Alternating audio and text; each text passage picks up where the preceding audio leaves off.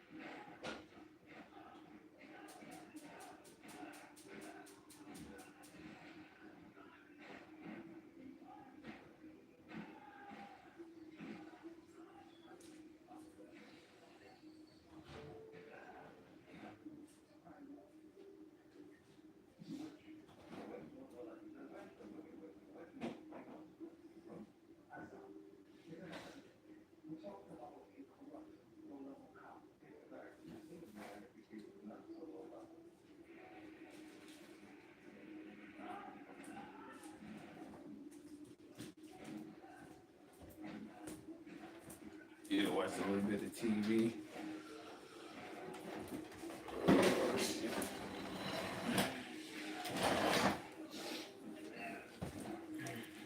Yeah, watch a little bit of TV.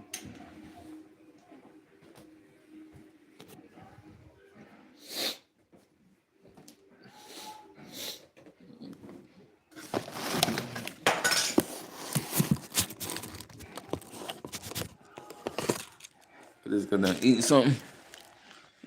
I was watching you. Oh yeah, T, I know. Can you buy me what else? Yeah, T, I'm watching YouTube now. I just got off the game. Watch a little bit of YouTube, T. I just got off the game. Or eat some food and watch some of these little bit of YouTube while I'm chopping up with y'all.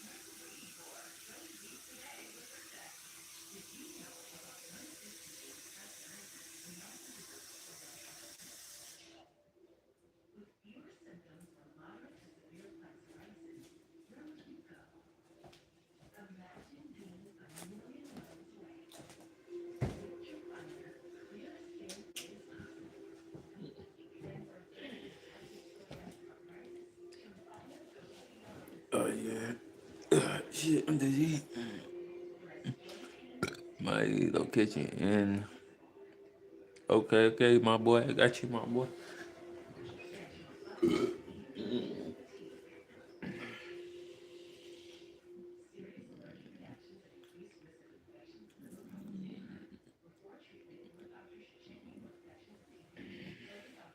probably gotta turn the game on.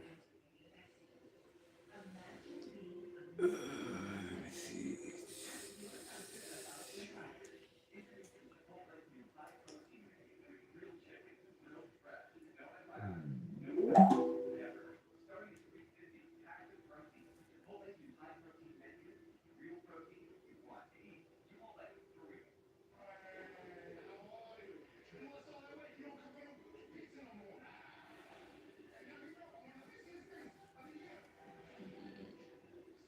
Let's go versus USK. Oh shit, they play East Coast. Oh shit, that's gonna be a battle. I told you, Vegito. You have no idea what the rest of Zeus's creations are capable of. Tread lightly, you inferior Saiyan. How? How did he just do that to Granola? So our story continues with the stunning reintroduction of Ardos, who had come not only to deal with the God Killer now that Zeus was absent, but just moments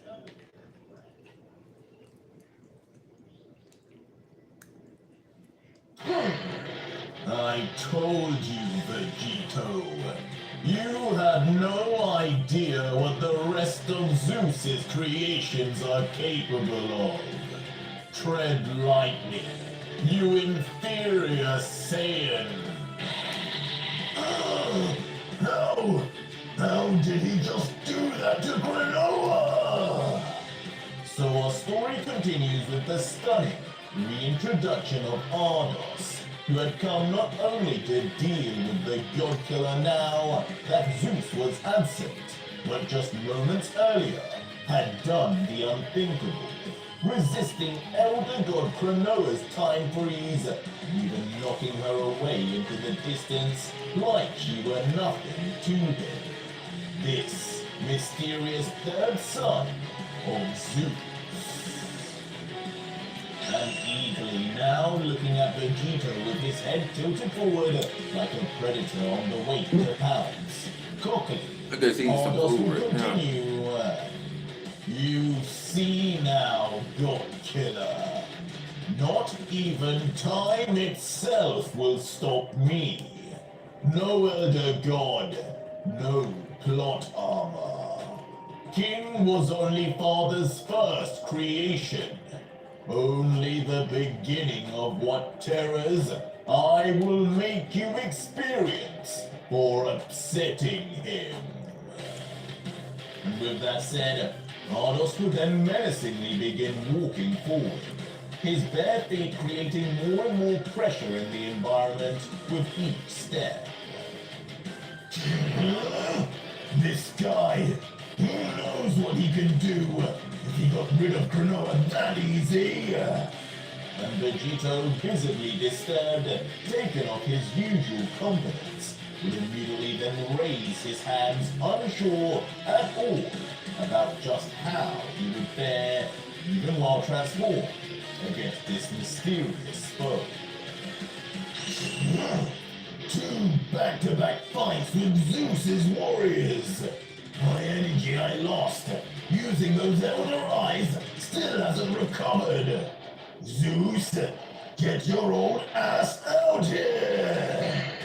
And as Ardos would approach, the God Killer's instinct would be more heightened than ever until... Not one, but both Ardos and Vegito now would be left stunned, stopping both their movements instantly like they were frozen, neither not quite sure what was going on. But slowly, Vegito's eyes would peer down and... What? Below the two of them, a strange symbol splashed in what looks like blood itself would appear out of nowhere. The kind of symbol that could only be an elder hieroglyph. This is that witch again! Doesn't she learn?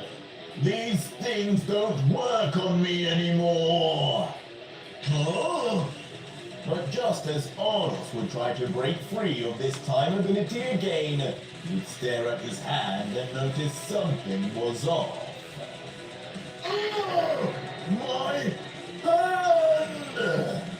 As in a fraction of a second, it would rapidly begin aging, wrinkling and crumpling inwards with decrepit, elderly grasp. What is this? Stop it! Stop it now! The horrors, though, would continue as his whole body would be facing the same rapid aging, like time was moving forward solely for his body and his body alone. From old to now ancient in a flash, as from the smoke of where Elder God Cronoa was struck, a female silhouette would be seen getting up casually. My oh my, to think he would strike me. My dear boy Ardos, I had always assumed the first son of Zeus I would kill would be Akobel. But it seems you will have that honor now.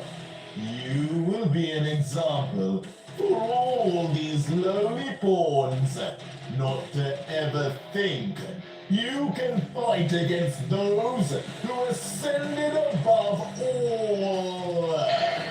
As staring forward with her crimson red eyes now, adorned by the infinity symbol. Help me!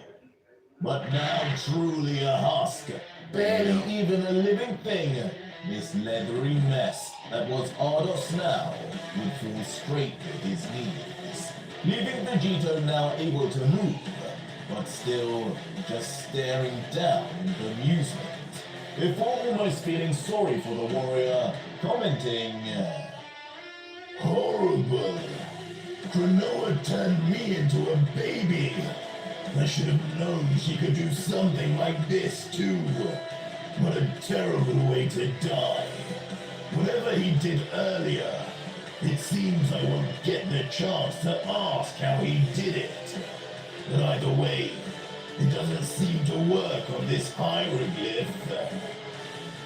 Ardos, no point asking for help now.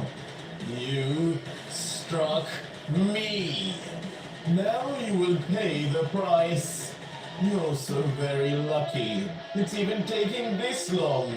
Had you been a mortal, you would have aged 100 years and into dust in seconds.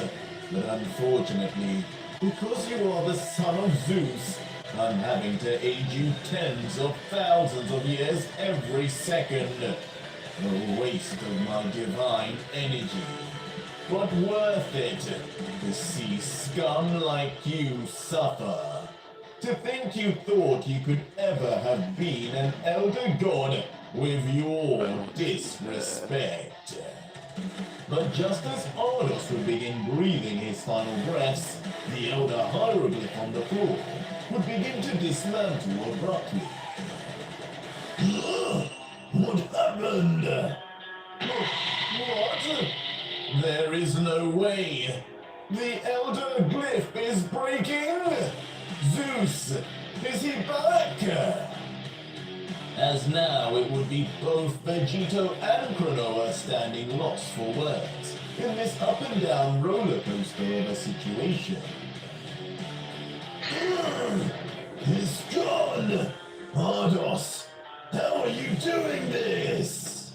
As soon the remnants of the glyph would now be rising up all around Vegito and Ardos. The god killer, only able to suspect Zeus' son, as once again being the counter to Cronoa. This cannot be, Ardos. I refuse to believe it. Someone else is interfering. But who? There! As soon enough, Cronoa would get her answer of who could possibly have now stopped her most elite time ability. As up in the sky, an unknown fighter would be levitating in March. Can you adults behave for even 1 second? How embarrassing. As up in the sky would be the same hooded figure that had interrupted Vegito before, stopping him from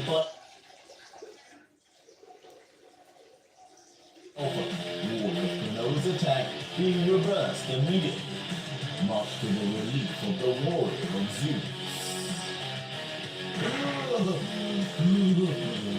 Cronoa, that was too close! That damn witch! As once fully returned to normal, muscle structure and all, on his knees, Ardos would look like he had ironically been blessed by a god. When Zeus hears about this, Cronoa, you will pay! Your whole team would have been erased if you destroyed me! Getting up shakily until... You God Killer! This is not over! You will not be protected forever! Watch your back! Is utterly furious with a mixture...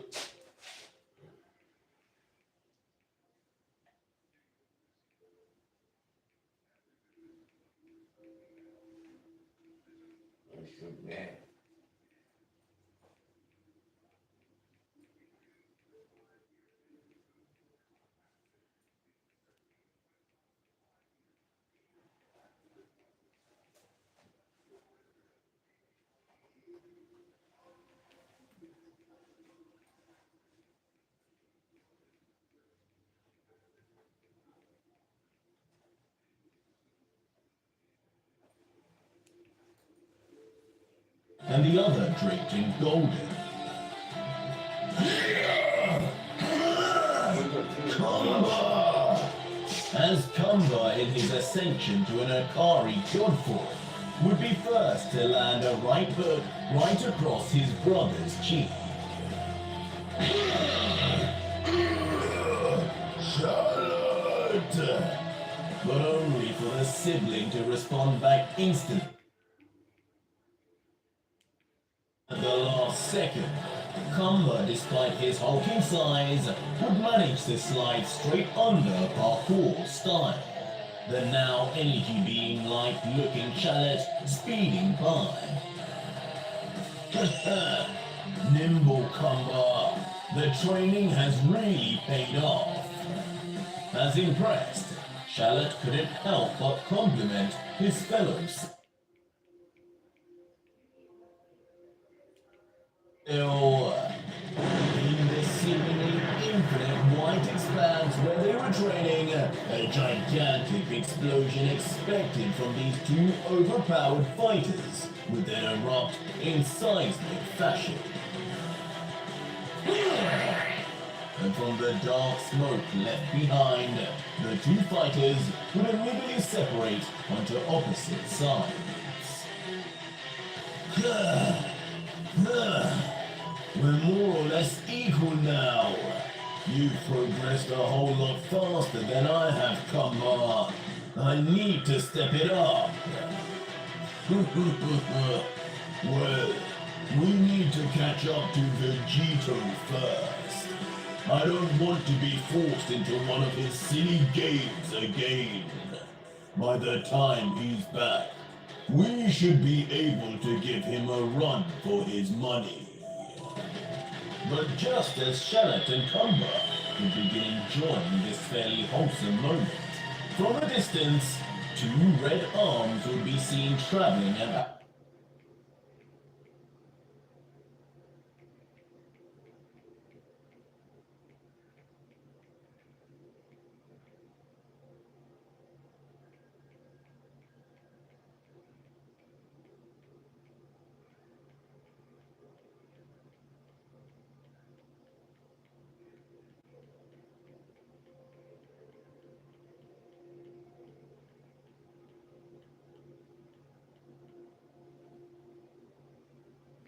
outrageous speeds and straight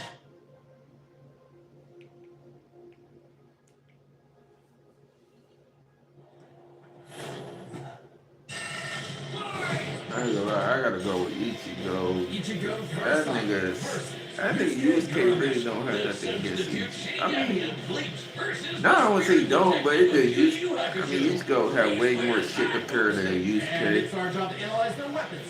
So I have to go with Ichigo. Ichigo would probably definitely take out Yusuke. Tell me, Boomstick, what happened? That's in base when he could take out Yusuke. Yeah, I don't think Ichigo would have to. Yeah, Ichigo would have to use nothing form. That's his base form would take out Yusuke by himself. Cause that nigga. Because if he went to the other form, it's just pretty much KO for Yusuke from there. It's Ichigo gets the three other forms. Violent hollows and send them off to the realm of the dead, the Soul Society. Works great till it doesn't. Enter Ichigo Kurosaki, whose tragic enemy backstory came way too early when his mom was killed by a hollow. Reason number one why you should never want your kid to be the anime protagonist. Left with his grief, young Ichigo was crushed under the weight. Yeah, it's correct. So he lashed out the only way he knew how, beating people up. But this wound began to heal when he found his calling, upon meeting a Shinigami named Rukia. To stop a powerful hollow, she gave Ichigo her powers, rousing unseen potential within. Boom! Just like that, Ichigo's a Shinigami. Substitute Shinigami. To carry out his duties, Ichigo sheds his body for an invisible one made of spiritual matter called Reishi. He can wield vast amounts of spiritual energy called Ryoku, and exert it offensively in the form of spiritual pressure, or Reiatsu. Okay, that's a lot of big words, but all it really means is he's a super-powered ghost with an epic sword. His spirit aura is so strong, it can stun lock foes, crushing them under his own power, even fatally. He controls spirit matter in and around him, hardening his skin for defense and leaping off of invisible footholds in the air. Paired with speed-boosting skills like Shunpo, he can virtually fly. Say goodbye to the kid who beat up bullies for their lunch money, and hello to the town's new superhero, with fellow Ghostbusters Orihime, Chad, and Uryu. Plus Rukia, it was the Shinigami's job to tear hollows a new hole. While balancing responsibilities at school, of course. GPA comes first, and maybe a round or two of tech. But it wouldn't be possible without his Shinigami blade, a Zanpakuto. It's basically a superpowered spirit that's physically a sword. Ghost sword. Though strangely, Ichigo's sword is composed of two distinct spirits, both named Zangetsu, which isn't confusing at all. Just call him Old Man Zangetsu and Hollow Zangetsu. Anyway, the double ghost sword gives Ichigo lots of new moves, including his trademark attack, the sword beam to end all sword beams. Getsuga Tensho! Getsuga Tensho is incredibly powerful, and so effective that Ichigo developed multiple variants. He can fire it as a wave, detonate it mid-attack to act as a barrier, and combine two at once into the even stronger Getsuga Jujisho. To cut even the biggest hollows down to size, Ichigo was ridiculously strong, even from grade 1. He can make giant shockwaves and parry spiritual light beams from a Menos Grande. And these aren't fake, slower-than-light lasers. Guidebooks confirm they're real light, and the novels say so too. Plus, early on, Uryu moved so fast that he left his own shadow behind. But as Ichigo became more involved with the Soul Society, he quickly found that he wasn't good enough. This Byakuya guy's so fast, Ichigo can't even see him. Time for a good old-fashioned training arc. Hit the music! Until now, Zangetsu had operated only in its base state, Shikai. So Ichigo learned to release its inner power, a 10 times boost that takes most Shinigami a decade to master. Bankai! In Bankai, his speed skyrocketed, letting him turn the tables on douchebag Byakuya. Even in Shikai, he blocked an attack that could destroy the whole freaking Soul Society. Because Ichigo's greatest gift is his potential to improve. Despite only being a teenager, he mastered swordsmanship well enough to thrash experts who had been training for centuries. He can quickly adapt to new weapons and styles mid-fight, surpassing his limits time and time again. Like when he took on Catboy Grimjow. He was getting clamped, but as soon as he heard Orihime cheering him on, that was all he needed to smash that kitty. You mean Grimjow, right? Yeah, but even with that main character energy, Ichigo couldn't match Big Bad Aizen. With just a finger, Aizen stuffed Ichigo's Bankai and his theme song, Rude. Ichigo needed to tap into his unexplained hollow power. Except, Hollow Zangetsu wasn't going to make it easy. Old pretty chill, but this guy's a menace. Still, Ichigo needed his help and conjured a hollow mask to expand his power. But this meant the hollow within only grew stronger. Masked up, he can fire lasers, bypass super senses, and heal lost limbs. But piss him off enough, and he'll go full hollow. And you really don't want that. Hollowification exceeds even Bankai. It was enough to crush Ukiura in a battle that shook all of Hueco Mundo, the world of hollows. Full hollow Ichigo could even tear through all 3 layers of hell. But with help from his secret Shinigami father, Ichigo continued to train for months in the Dangai, a corridor between dimensions, until he was finally ready to challenge Aizen. Challenge is an understatement. He manhandled Aizen, shattered mountains with sheer aura, and flexed so hard he smashed out the black coffin, which crushes space like a mini black hole. And yet, it still wasn't enough. So by becoming Getsuga itself, Ichigo unleashed his ultimate attack, Mugetsu, defeating Aizen at the cost of all his power. He might have saved everyone, but now it was back to Normieville. Ichigo never truly realized until then just how much being a Shinigami meant to him. The power to protect others, his drive, his pride in himself was gone. He would give anything to get it back. And he did, thanks to a surprise assist from Rukia. Boom! Shinigami again! Just in time for a 1,000-year blood war with a final endgame boss, Yhwach. Who planned to end everything. And while other Shinigami tried their best, only Ichigo was special enough to pull it off. His father was a Shinigami. His mother was a member of the ancient Quincy's and possessed by a hollow. Hence, his 2 Zanbakuto spirits, one Quincy, the other hollow and Shinigami, made Ichigo a perfect union to break Yhwach's plan. Finally, Ichigo understood himself, fully unifying with both Zanbakuto spirits within. With that came a new Shikai and 2 new Zanbakuto. True Shikai! If you thought Ichigo was strong before, oh boy, he's the strongest Shinigami alive. Dead. I'm dead? Yeah. Stronger than Kenpachi, who could split the Dangai in half. Stronger than Senjumaru, who shook heaven and earth across the realms. And strong enough to match Yhwach, even after he absorbed the Soul King. Juiced up with Soul King power, Yhwach could nuke all 3 realms. The human world, Soul Society, and Hueco Mundo, plus the Dangai and Garganta in between, which have a push of I gotta watch dimensions this. sprinkled in. Hell, just the Soul I King's think this force fight, sent a this goes shockwave dead across loose, all the so good. realms. And it's not a matter of disrupting the flow of souls. Yhwach was going to end everything through sheer power alone. But Ichigo still wasn't done powering up. Entering a new half-hollow form and urging his Getsuga Tencho with a mighty hollow attack, the Grand Ray Sero. Making a giant crescent slash that ripped through space itself. All that power culminating in his true Bankai. A power so great, even Yhwach was scared of it. Joke's on you! Ichigo didn't even need it! You're done! Ichigo was finally content. And 10 years later, he remains a Shinigami, having found the courage to stand on the edge of life and death, conquer his fears, and walk onward. Most teenagers have no idea what they want to do with their life. However, that was hardly a problem for juvenile delinquent Yusuke Urameshi, because he only ever wanted to do one thing. Throw hands! It don't matter who the ups are, be they women, old folk, or babies, Yusuke lived to fight. It's what I might be wrong. No, Yusuke went against somebody else in Death Battle. I forgot who it was.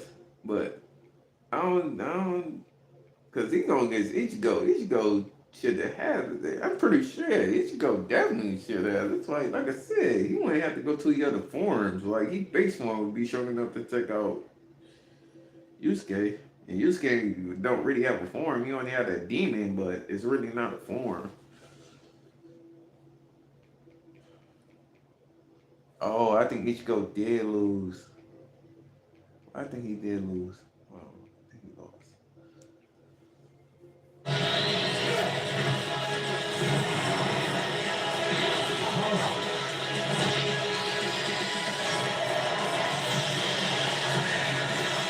Oh no, this fight's different. Okay, this is a different fight for sure. massive blog all about the science of Ash versus Yugi? Wait, I lied, they wrote them too! Click the link below to support the show, look behind the scenes, and get cool merch at deathbattle.gg. the combatants are set, and we've run the data through all possibilities. It's time for a death battle!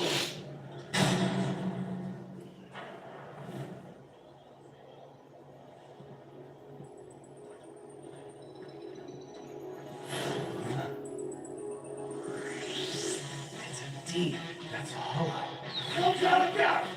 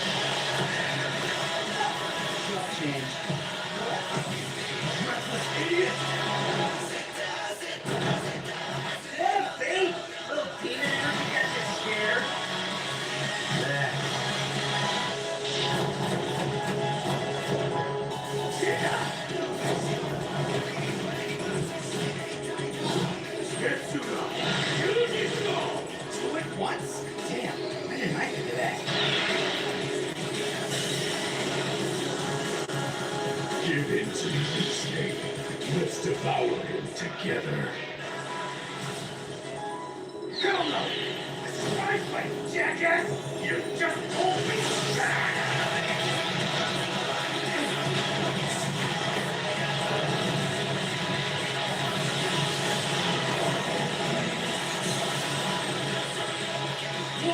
Rude awakening. This one's a piece of work.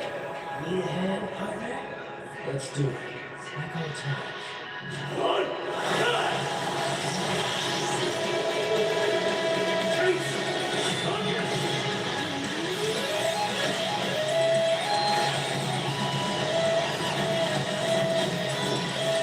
That's the best you can do? I can go even faster if you'd like. hell yeah! Bring it on, asshole! I'll kill you even if it kills me! I'll put it all on the line! You better do the same!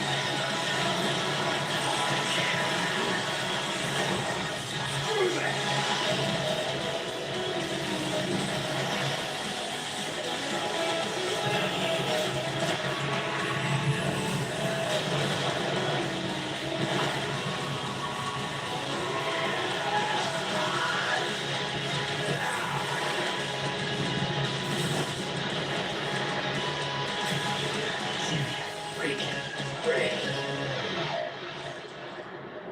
See you on the other side. Hey-o! You, think the afterlife offers frequent flyer miles? There's a lot to cover here, so let's break this down Yeah, into 4 I think chapters. Ichigo was definitely winning that. Ichigo had that all day, like. Resist auras like Taguros that are simpler See, to that's why Ichigo won. It's just the fact Ichigo didn't have to use the other forms, which I don't feel like he didn't even have to use the Hall of Form to they would beat him fully. Like Ichigo could stay in the base form and still beat Yusuke, and he could have used the Fang to negate all that damage. Like he didn't even have to go the Hall form against Yusuke. Like Ichigo had way more shit, so I don't know why they made him go harder for him, which he didn't have to, because he could literally disengage with Blue Fang. He can get Yusuke attack and get all that shit, and that pretty much a done deal for fucking Yusuke, because Yusuke don't got nothing against that. I'm pretty sure. So Ichigo could literally just beat this man in the base form. I don't know why he had to go sick. I don't know why he had to go to the second form to beat him though. Which I don't understand. Taguros couldn't choose a win right away. Otherwise, Yusuke was outmatched. Sure, the spirit gun could potentially match the Gitsu potential. Man, he was, and yet man, that nigga was beyond non-match against Ichigo. He didn't have no chance against Ichigo, period. Months of Gongai training. And all those swords. He just had way more abilities to play with. Likewise, speed was a fairly easy call. Yusuke could react to lightning early on, and obviously got much faster over time. Looking at this blast from his clash with Yomi, it erupted upwards at 57% the speed of light. But Ichigo was faster than light from the start, and he's gotten faster too. He couldn't even see Byakuya at first, but blitzed him in the rematch. Plus, he's got tons of training and power-ups since then. The Soul King Shockwave, for example, expanded across the realms at thousands of times light speed, and Ichigo reacted to attacks from Soul King Yuhabak that utilized the same power. So, Ichigo takes speed. But Yusuke's fought plenty of foes faster and more varied than him, so it's extremely important to examine their tactics and ability to adapt mid-fight. This is kind of both their things. Ichigo has styled on guys with centuries of training and has over a decade of experience as a Shinigami. He's pretty good at figuring out new weapons and styles. Meanwhile, Yusuke was flexible and quick to adapt, mixing cleverness with exceptional hand-to-hand. He's good enough to match Kabano, who mastered every martial art. Ichigo's decent at hand-to-hand, but it's not his go-to in the same way. So, both had their strong suits, with advantages on each side. It's fair to call this one a draw. Leaving only the biggest winning factor, which could have superseded all other advantages: power. Between Sensui, Genkai, and Anma, Yusuke could definitely destroy the planet. Examining his sky-splitting clash with Yomi and measuring in scale, that's about 4 quadrillion megatons of TNT, which is crazy. Similarly, mid-series Ichigo could shake Quakemundo, tear through hell, and block attacks that could destroy the Soul Society. But at his peak, he beat Yuhabak, who could destroy several realms, which is far more impressive than just one. To be fair, Yusuke also beat Yakumo, who could threaten 2 realms at the same time. Pretty close to Yuhabak's threatening 3. And Yusuke far surpassed Yakumo afterward. The gap between him and Sensui alone was 10 times. So there could be an argument for Yusuke's power surpassing Ichigo if 3 realms was truly Ichigo's limit. Fortunately for Ichigo, it's not. Yuhabak was also going to destroy the Garganta, which has at least 29 pocket dimensions inside it. Each containing at least a planet and star, much larger than Yusuke's planet. Yeah, that's way larger than Plus, Yusuke's Ichigo shit. matched Yuhabak in True Shikai, without his additional boost from Half Hollow and True Bankai. As always with Death Battle, there's arguments either way. But the way we see it, even being generous with Yusuke's power and conservative with Ichigo's, the gap was just too big, giving Ichigo the final edge. Man, that shit was nowhere near close. But that's just how That nigga probably was Ichigo like, it really, like I said, that really wasn't, like, Yusuke, like, see, it's crazy because, like, Yusuke is one of the characters I just don't see, I don't really see Yusuke, only person he probably could be is Curly. That's the only character he could be. Yusuke could, only character he could just beat is Krillin. Other than that, he can't, like, Yusuke can't beat no top character. Like, Yusuke would be like a low tier character in the battle wise against anybody. That's the only person he better be is like Krillin. Like, Yusuke can be like, only person he can beat, like, and that's never a fight because, like, that's what I'm saying. Like, Yusuke really not. Yusuke is never a top tier fighter. He's like low, like Krillin and them. He's like a low tier fighter, like Krillin and them. Like, they ain't doing shit. Like, they weak as hell. Like, Yusuke is just a weak ass character. I don't know why they put him against Ichigo. That was in a battle. Nah. Yusuke had like maybe a second or the third or fourth form, and then I could say he probably could possibly beat Ichigo. It's a possibility. Depends on he get abilities with it.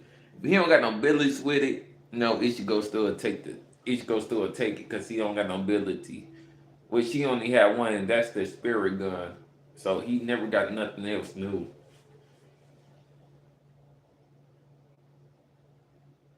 But yeah, that battle was nowhere near close.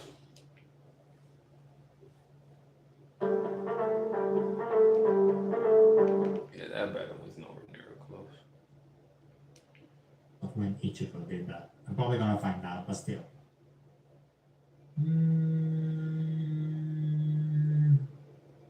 Spanish? To anyone who's not on my notes. Renkiku, that's the name. I'm sorry, there's this chick from Bleach with huge boobs and ginger.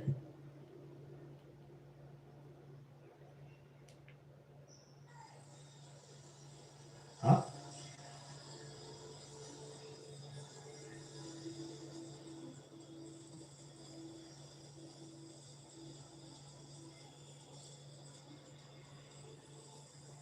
Ouch.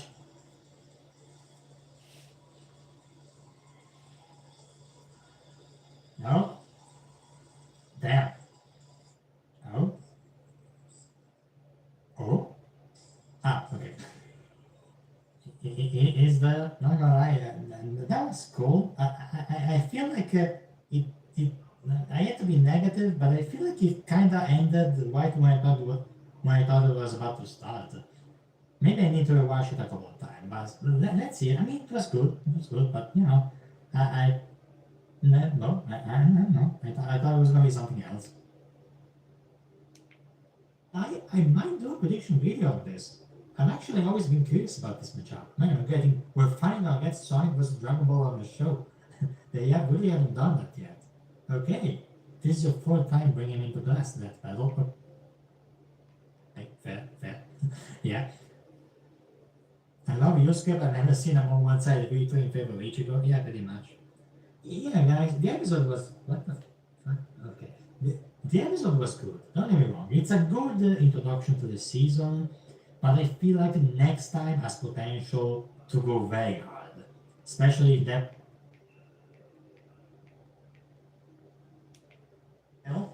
Is that gonna be the last fight of Devil Artemis animates? Oh my god, but it's perfect. Yeah, that battle was nowhere near close.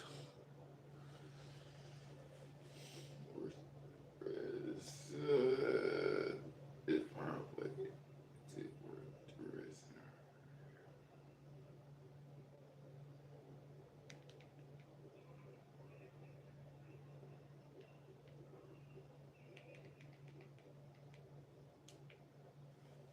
This is the Jupiter. It is by far one of the most badass looking weapons in Arc Raiders. It's a legendary weapon that requires you to go kill the queen, get its core, and make this weapon. I mean, how cool is that, right? So we understand the aura and the appeal of this weapon, but how does it functionally work within the game? So essentially it is a railgun type weapon. So you're going to shoot this thing and it's going to have a pause between shots. It's going to require a charge up. And it's going to do heavy damage to Arc. You're going to be able to one-shot Wasps out of the sky. You're going to be able to really do heavy damage to Rocketeers and Hornets and whatnot. So that's really what it specializes at. High precision, and it is a very powerful weapon if you hit your shot. So my biggest question is, why do people rarely use this thing if it's so good at all these things that I was talking about? In the start for this video, I'm going to retest the Jupiter against Flying Arc on Blue Gates to see if it's actually worth the risk of bringing it out or not. All right, so this is the full loadout we're going to be running. It is complete overkill, but it's going to be necessary for a couple different situations. Venators, just in case PvP happens,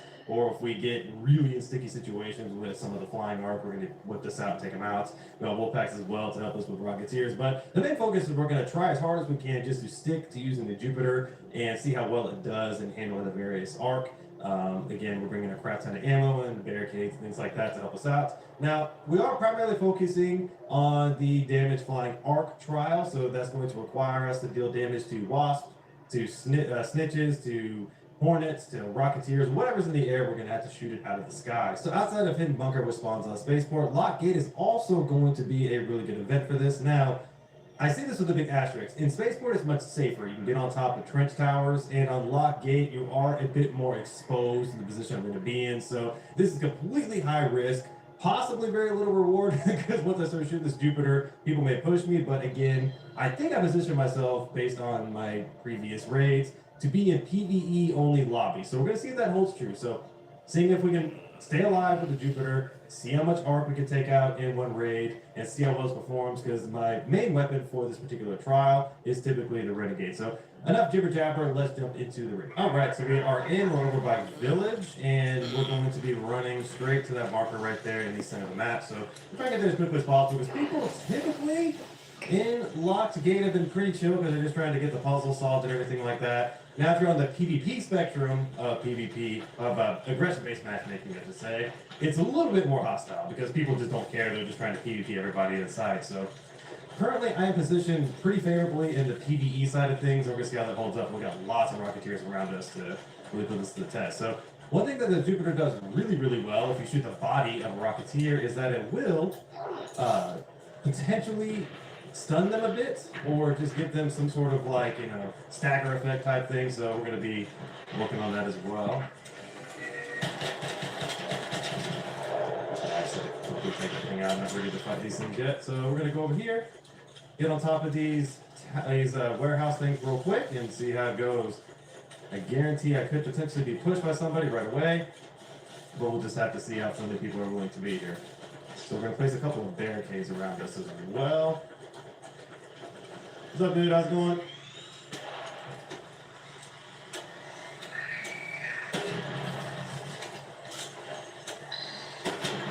So this absolutely destroys Ark. It's crazy good. Alright, so we're going to see what that lets us here.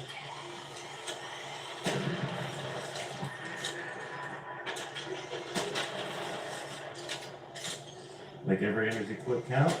Yes.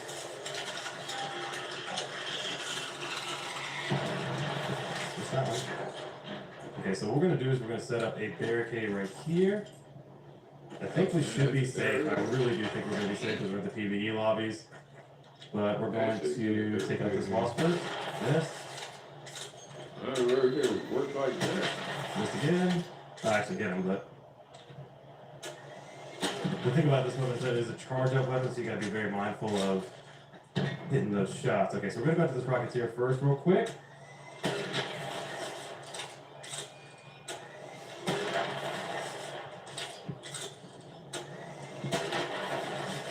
Okay.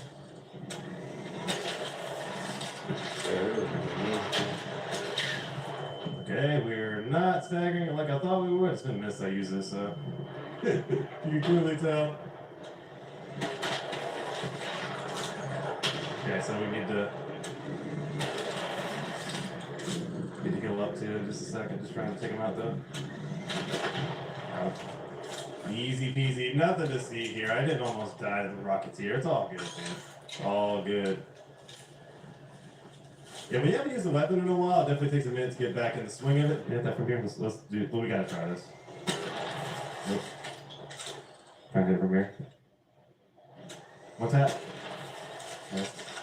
Missed. Okay, so we're gonna start taking out this Rocketeer from here. Poking it in pretty easily.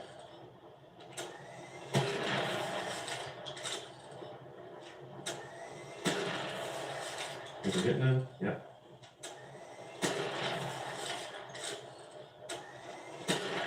Real quick. Gotta watch our durability too. So I think I was hitting the wrong spot to stagger it. You can hit more. There we go, staggering now. Very nice.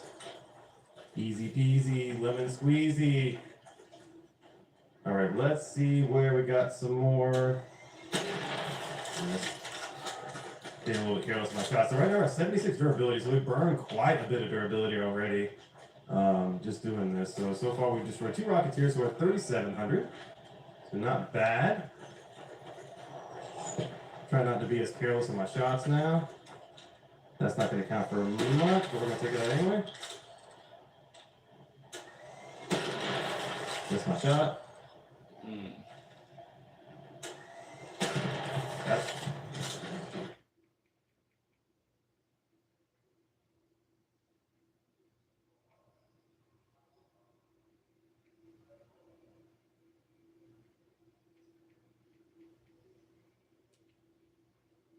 nice. 22k damage to Arc. So let's see where that put us on the trial. So we got 14k on our trial.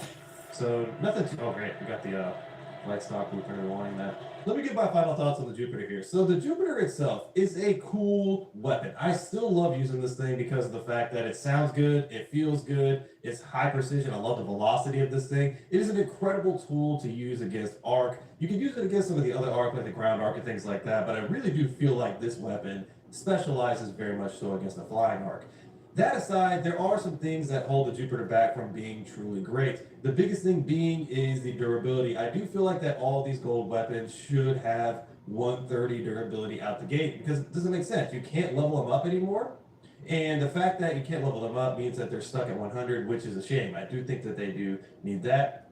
And I would love it if this weapon had a quality that just for sure was locked in that made it really good. For example, you can technically stun Rocketeers or stagger them a little bit, but I would like it to be more consistent. Maybe it hits them and they don't have any chance to like move or something like that because you're hitting them in the hull, and maybe between reloads they can move around, stuff like that. So it'd be cool if it had like more of a defined, like in the description type characteristic that made it truly unique for a legendary weapon. I think that'd be very good. But outside of that, I mean, the ammo economy is expensive, but there are plenty of ways to get ammo from things like the Harvester event, as well as you can craft them or buy them, and it's not too terribly bad to get if you wanted to use it. But the weapon itself is just expensive to get overall because you have to go get the blueprint, which is fine. That's not a big deal. You just gotta go to the Harvester event or kill the queen and loot the core, and you can get this weapon.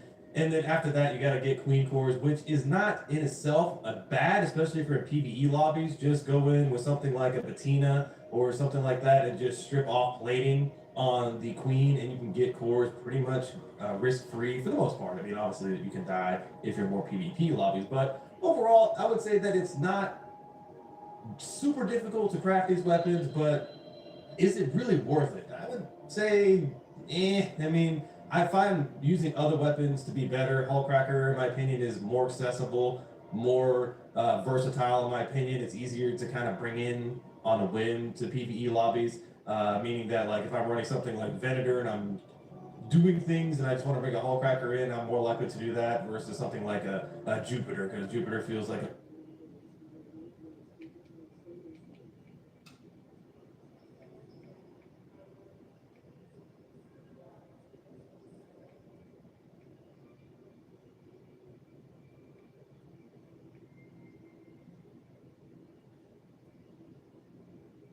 All right, just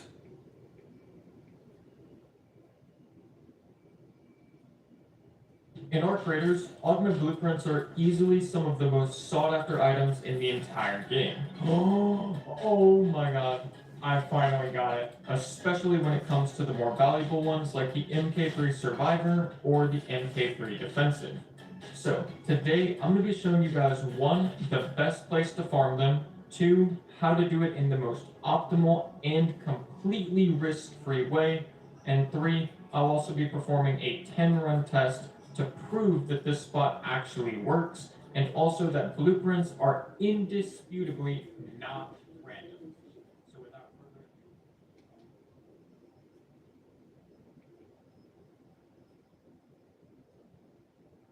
ado, chat, nigga. Start this nigga. Let's check out.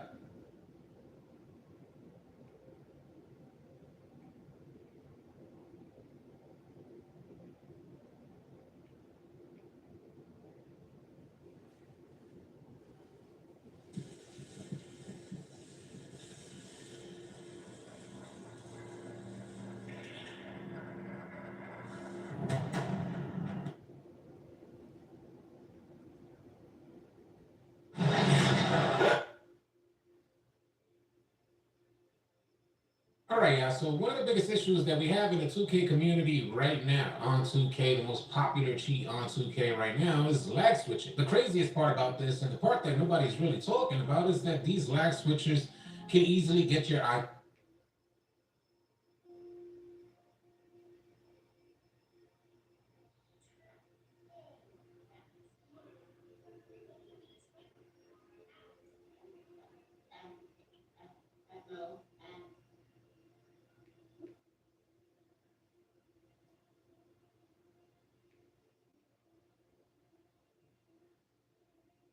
what it pulled up on Prime.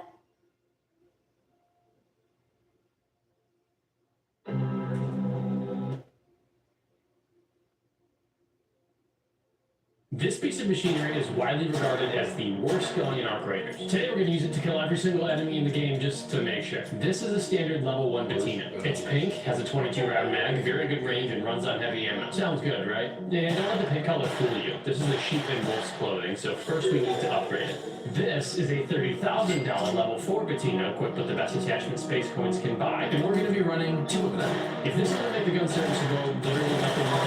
The rules are very simple. I start fresh with each gun at 100% durability. I kill every arc in the game by myself using only this gun. No grenades, no help, and no repairing them. If it breaks, and if I fail to exfil, it doesn't count. The first target we're looking for is a tick. They're the worst. I hate them, and as we established in the last video, they can technically kill you if you fail to remove them. Good news is that literally any weapon in the game can kill them, even your pickaxe, so this should be the easiest one of the day. If this thing doesn't one-shot a tick, I'm ending the video. Thankfully it did. Good. Let's move on. Next up are the rolling kamikazes of Arc Raiders, Pops. Like ticks, they find you when you least expect it and self-immolate in spectacular fashion. Another piece of good news, they're everywhere and incredibly easy to kill. But we started easy. Now let's go find their big brother. That big brother is Fireball. Just like the Popper, the Fireball is a pyromaniac, but without a death wish. Oh, sorry, God, that really sucked. Technically, any gun can one-shot these things, but only after they open their mouths and spit flame at you. Believe it or not, this is actually our first big test. Like, if this doesn't one-shot it, I'm in some deep... that's not good. That's not good at all. With that warm-up out of the way, it was time to take to the sky. The Stitches in Arc, whose name is actually a bit too on the nose. It sees you, has a panic attack, realizes it's out of Xanax, and then calls in Arc, who have guns, and they try to kill you. This is not going how I wanted it to go. If I'm being just... Alright, thank you so much. This is gonna suck. Now for the entomology section. The wasp is a flying arc that doesn't pollinate and is just angry at you for no apparent reason. But like most flying arc, they have a weak spot. As long as I shoot their thrusters, I honestly should be good to go. I guess you can go into the wall as well. If a taser and a wasp had a child, that would bring us to our next contestant, which is the hornet. Just like the wasp, it shoots you, but also tries to electrocute you first and has a little more health. I'm honestly curious how many bullets this is gonna take, so if the voiceover guy could tell you. You guys have eyes, count for yourself. Fine, whatever. It's taking almost as much as the snitch. Perfect. We haven't even gotten to the big boys yet. Now for literally everyone's least favorite arc. Oh, there was my mic. Sorry. In common vernacular, this guy is known by a few names, the angry trash can or Squidward. But whatever you call it, one thing we can all agree on is the Shredder sucks. They strike when you least expect it, and if you're not behind cover, you're asking the lobby if anyone has a defense. I have spotted our victim. As long as we're okay with shotgunning on flying past your head, killing the Shredder isn't a huge deal. Just find some type of cover, and when he opens up, hide behind it until he goes into his refractory period. Then continue shooting him. Do that a few times, and you have a dead Shredder. Now time to use a metric ton of heavy ammo. If you thought things were going too well so far, you would be 100% right, because we're about to fight this thing. It usually only takes 2 wolf packs to bring it down, but you already knew that if you watched the last video. To make matters even more complicated, there is a trial going on right now requiring Rocketeer damage, so it's going to be hard to fight this one solo. Thankfully, I have a strategy for this. Okay, we found a Rocketeer, well, technically 2 over there. I'm going to hide in here, shoot it, aggro it, and it'll probably come over and try to kill me. The good news about this strat is that you have some time before it actually makes contact, and you can also pick the best spot to fight it. I'm concerned, I mean, obviously, yeah, he's coming towards me, but still, I was using the, quote, worst gun in the game, so it doesn't help that much. Why are there still 2? I want to fight 1 at a time, and we were only getting started on the big boys. As long as you remember the 5 Ds of dodgeball, the Rocketeer is probably the easiest of the big boys in the game to take down, so long as you're not double teamed by them. Take out your thrusters and it starts flying around well over the legal limit. Just stay patient, keep behind cover, and hit your shots. The one thing you need to worry about is the splash damage from the rockets. There's a lot of it, and even when you think you're safe, chances are you're probably sitting in the first row at SeaWorld. I'm running out of fields, but also so are they, so I feel like we're going to be... Okay, I was inside for that. Finally, it's smoking. Here we go. I got it. Yeah, that's not hitting me. Let's go. I'm sorry. Sorry, what? What are we... Did you shoot that thing? You did all the work and I just shot the last shot. This is about to be a reoccurring theme. Moving that to the ground, it was time for the leaper. It gets this name because it has a 200-foot vertical jump and spent some time on an NBA G League two-way contract, but LeBron James isn't its dad. So now it's playing power forward for the Shanghai Sharks. What's up, you silly goose? Time to learn Chinese, buddy! The trick to killing leapers is the same as Rocketeers. Put some damage in early and then find a hole they can't crawl into, and pop a whole bunch of shots before they go Super Saiyan and hit you with a Goku-like Kamehameha. You know, you can't win them all. Since it's wearing 10-inch stiletto heels, the legs are obviously the weak point, which makes it even more impressive that they can jump so high. I was inside for that. But I'm being honest, this one took a lot longer than I thought it would, and I came close to dying a minimum of 3 times. This is horseshit. Eventually, we got it done. I blew up the leaper. Yay, if I had failed here, this would have been a very short video. That took so much more time and effort than I thought it would. I don't know how we're going to do the big guys. Now it's time for something that doesn't have legs. The bastion is the closest thing Art came to designing a bowling ball, if the bowling ball was also a warthog. No, not Pumbaa from The Lion King. It's this thing. It's a plane. This is going to be the most annoying one yet, by far. Fact check. True. One usually spawns way out in Narnia of Spaceport, so that's where I went. I get the worst spawns of any YouTuber ever, but time for a bunch of adrenaline shots and a time lapse, I guess. 5 adrenaline shots, and about 1,000 meters later, the battle began. I don't know how many adrenaline shots the guy said, but it was definitely more than 5. Just like the leaper, the Bastion's weak points are their legs, but that's where the comparison's end because their legs are digital tree stumps. We try and turn them into Anakin at the high ground, you're just shooting their outer protective hull, and if you try to make like a fullback and you just have underneath them, You run the risk of getting insta-downed by their gun that shoots 1 billion rounds a minute. let's go ahead and add an ammo graphic here because I'm using so much of it. I suppose I can do that. There was also another complicating factor. These fights take so long that it's almost a certainty that one of 2 things is going to happen. Either some good Samaritan is going to come over here and try to help me, which I would usually welcome, or I'm going to... Oh, they're already here. No, leave. I don't need help. I promise, it's for science. Up until now, I've been able to take my fights in relative solitude, but unfortunately, I had now opened myself up to help, harm, and betrayal, and it was only going to get worse. Was that a wolf pack? That was a wolf pack. What are we doing? We now had a few people around who were genuinely concerned for my well-being, and while I hoped the bystander effect was going to kick in, it turns out people are just far too helpful. I did not want that to happen. Was that you who just did that? You good? No, it was actually her. Well, that stick boy is the Bombardier, who gets his name because he drops bombs. Accurate name is accurate, I guess. Here we go. This one's actually a twofer, because if you thought I'd missed the spotter drills at the beginning of this video, it's time to delete your comments and subscribe instead, because the Bombardier is one of the only arcs to have a digital remora. Why don't you tell them what a remora is? Huh? They're little sucker fish that hang out on a shark. That's essentially what a remora is. There, now you guys have learned something today. Only in this case, these remoras tell the Bombardier where you are, and he makes it rain heavy artillery on you until you shoot them down. No, we're killing 2 birds with 1 stone here. I feel like I am not alone over here, and it's not just the Bombardier. Like, there are raiders around. I was not alone. You get close to them if you want, but they have a shockwave attack, which really fucks you up. And again, I'm using a gun that's not great, running on fumes, and adrenaline shots, and we still have 2 of the scariest bosses in the game left, so I decided to respect its space. For a few minutes, the Bombardier and I were in a healthy, monogamous relationship. Fuck. That's all I wanted was solitude, but it seemed the lobbies had other ideas, and for the first time in my life, I thought about complaining about people being too nice. Okay, well, it's dead, but I guess I get a loot now, so... Speaking of goop, the next 2 have so much. We'll start with this big girl first, the ultimate pick-me girl of all the arc bosses. It's the matriarch. Her defenses are many. Flashbangs, which blind you, gas grenades that zap your stamina, and rockets that simply fuck you up. The chances of fighting this one alone are 0. Zilch nada. It's a group boss and honestly requires many hands to make light work. I feel absolutely naked dropping in right now. Yeah, so here's what I actually usually run. As many wolf packs as I can carry, enough launcher ammo to kill every arc on the map, and a Venator in case there's a rat. Thermal bandages and shield rechargers, lots of them. Add a raider key and a cloaking device and you're set. Yeah, this feels like I'm at a nudist resort. Instead, what I had was as much heavy ammo as I could carry, a raider key, a modest amount of heals and shield chargers, and 2 carbon copies of what I was beginning to realize was actually the worst gun in the game, and they were inching closer to breaking. Things got off to a pretty rocky start. If I die to a fireball, I'm gonna lose my mind. I'd love to tell you it got better, but honestly it did.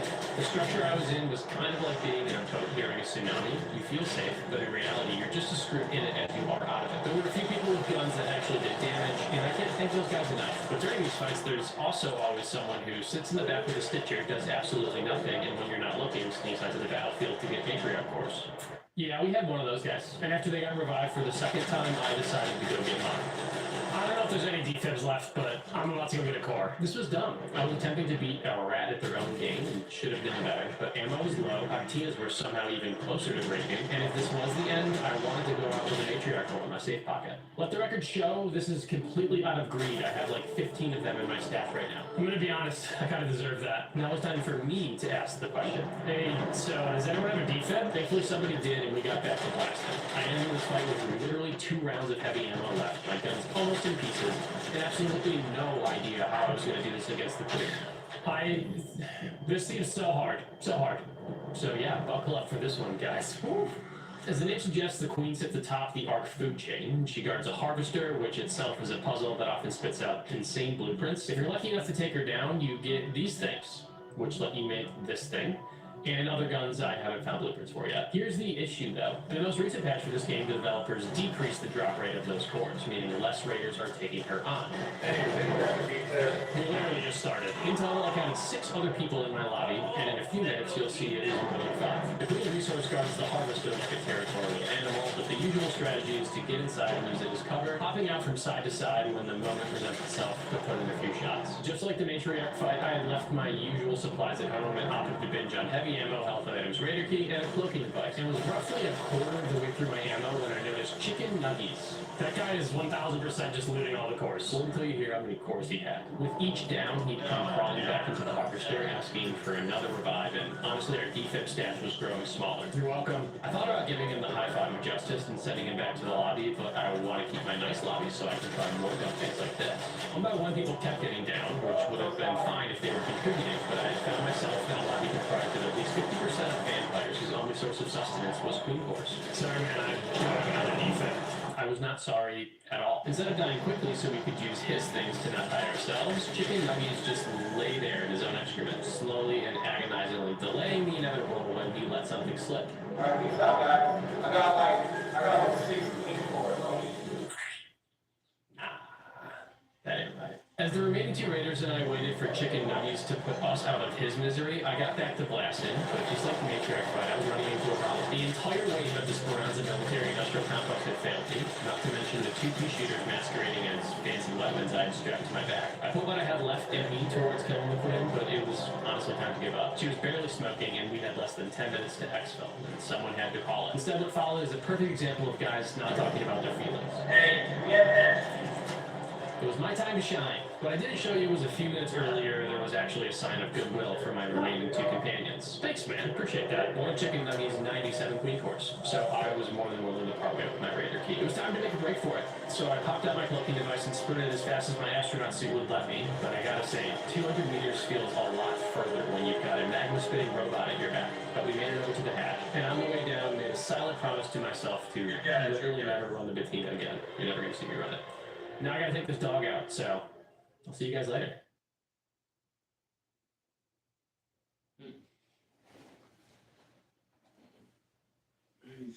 Right? The movable parts disappear.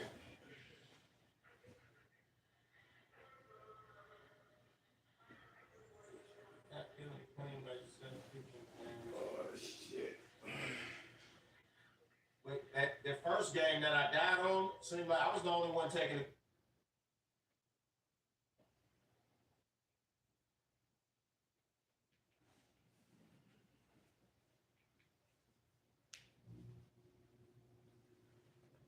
So, what's the plan? Do you feel strong enough to take on Cell? Well, it's kind of hard to say. I haven't seen him in his perfected form, or whatever you call it, but I think so. I'll know better once I've had a good look.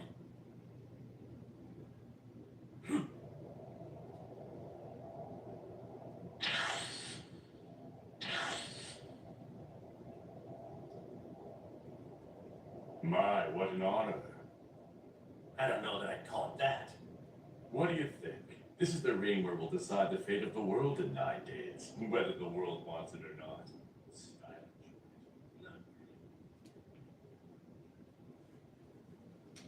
When you consider what's at stake.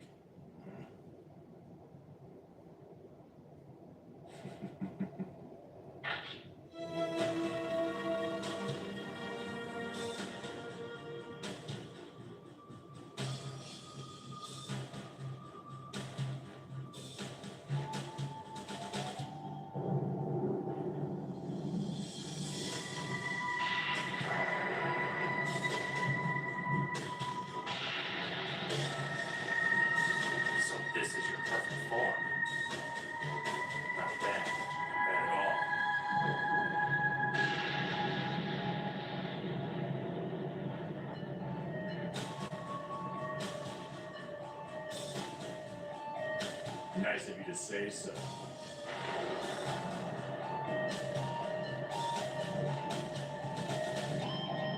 I'll be taking part in your tournament, so you keep your end of the bargain and don't cause any trouble between now and then. Got it.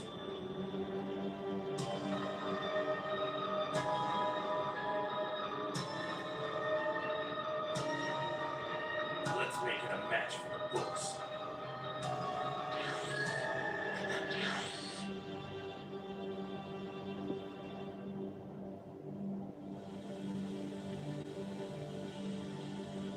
That's the spirit. Assuming, of course, anyone's left to write the books once I'm done.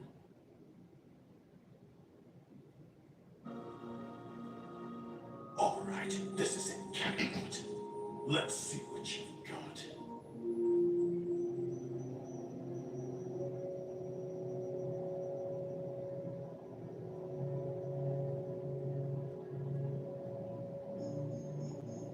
So, we're going to start off with you.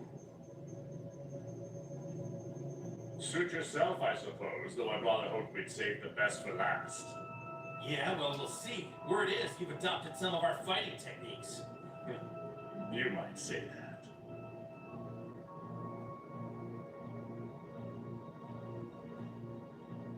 Come on, Goku. Show us all why you've been so nonchalant.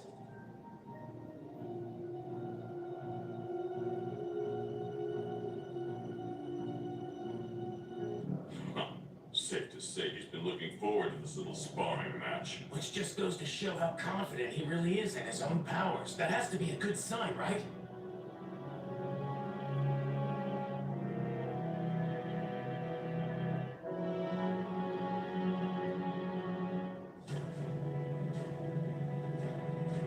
Well...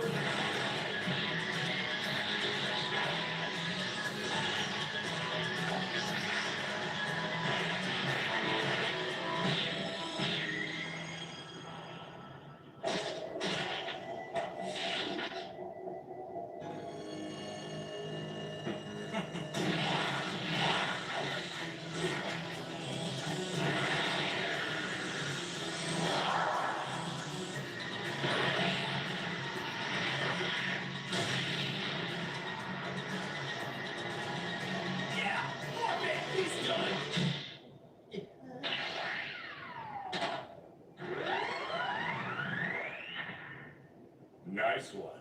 Enjoy that little taste of victory while you can. Don't know why you'd even bother messing around. It's not like you're fooling anyone. We all know you're way too strong to go down that easy. Just getting my kicks. As long as you're holding out on me, I see no harm in getting some enjoyment from this. Like I've seen your full power yet. Oh, don't worry. You'll see what I'm capable of. I just prefer to showcase it incrementally. I can't wait.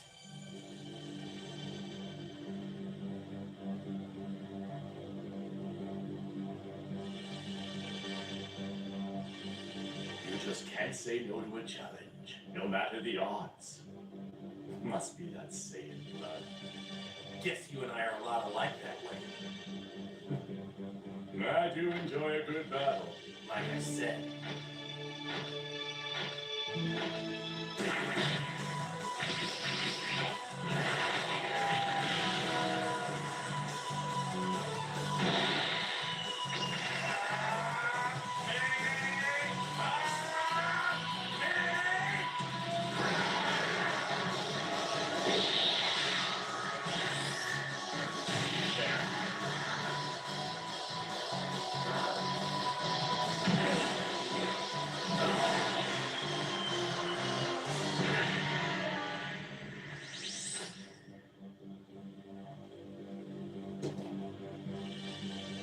What is he doing? If Dad was fighting like he meant it, he wouldn't be this sloppy. What? I knew it. So far, Kakarot's just been fooling around, feeling out his opponent. Of course, Cell seems to be doing the same. Now then, as warm-ups go, I think we've had enough, don't you? Yeah.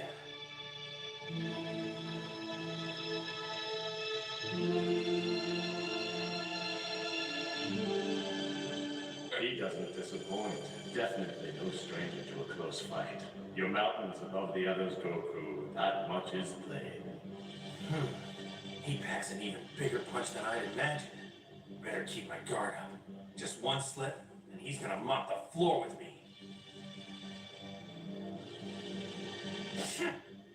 Well, this is it. He's about to make his move. There's the fighter I expected.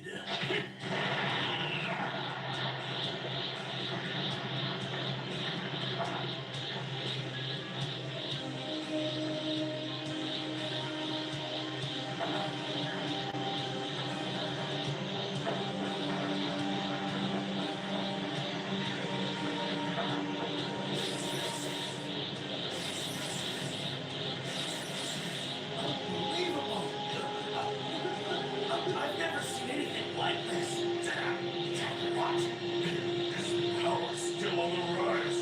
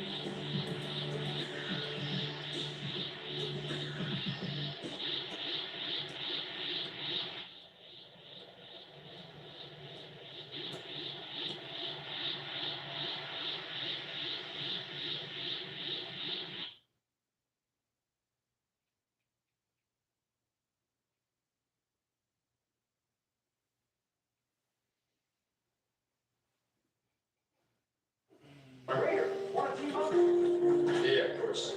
Let's go. Alright, I have a strategy. Listen, alright, we have to leave it to other people, but then we just kill them. And then the safe word is. No, not you, not you, not you. Oh.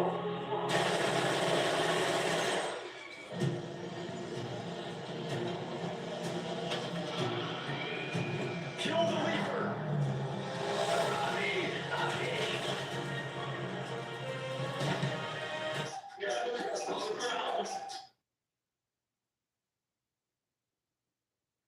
Me, chat, this B&B is ass. There's another person living here. Gang, chat, there's someone living in the garage at. Raider, want to team up?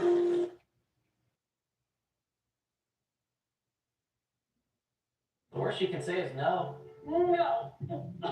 Hell no. Oh my God! How girls who friend zoned you act when you move on. Let's tap in. Chad, I'm not taking my shirt off. Just lift it up for a second. I'm down bad. I can't right now. Brian's in here. Who the hell is Brian? Is that your friend or are y'all like dating? All you need to know is that Brian is my fave. She said that word for word, Casey. I'm not lying to you. You know what this means, right? You're first and goal. A couple more plays, you're gonna score a touchdown. She just texted me. What she said? I was just wondering if you could try.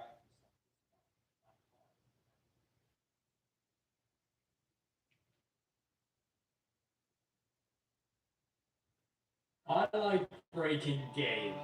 I think most people do. It gives you a sense of accomplishment.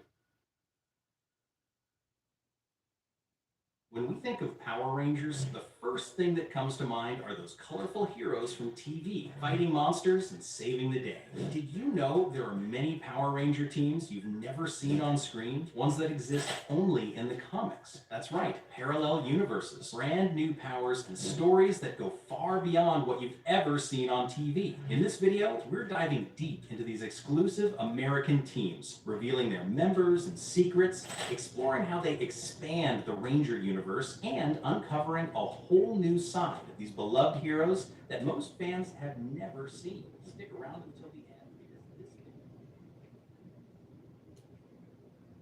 The worst you can say is no. No. Hell no. Oh my God! How girls who friend zoned you act when you move on. Let's tap in. Chad, I am not taking my shirt off. Just lift it up for me. Yes. Oh my Exactly. God! You would never entertain that.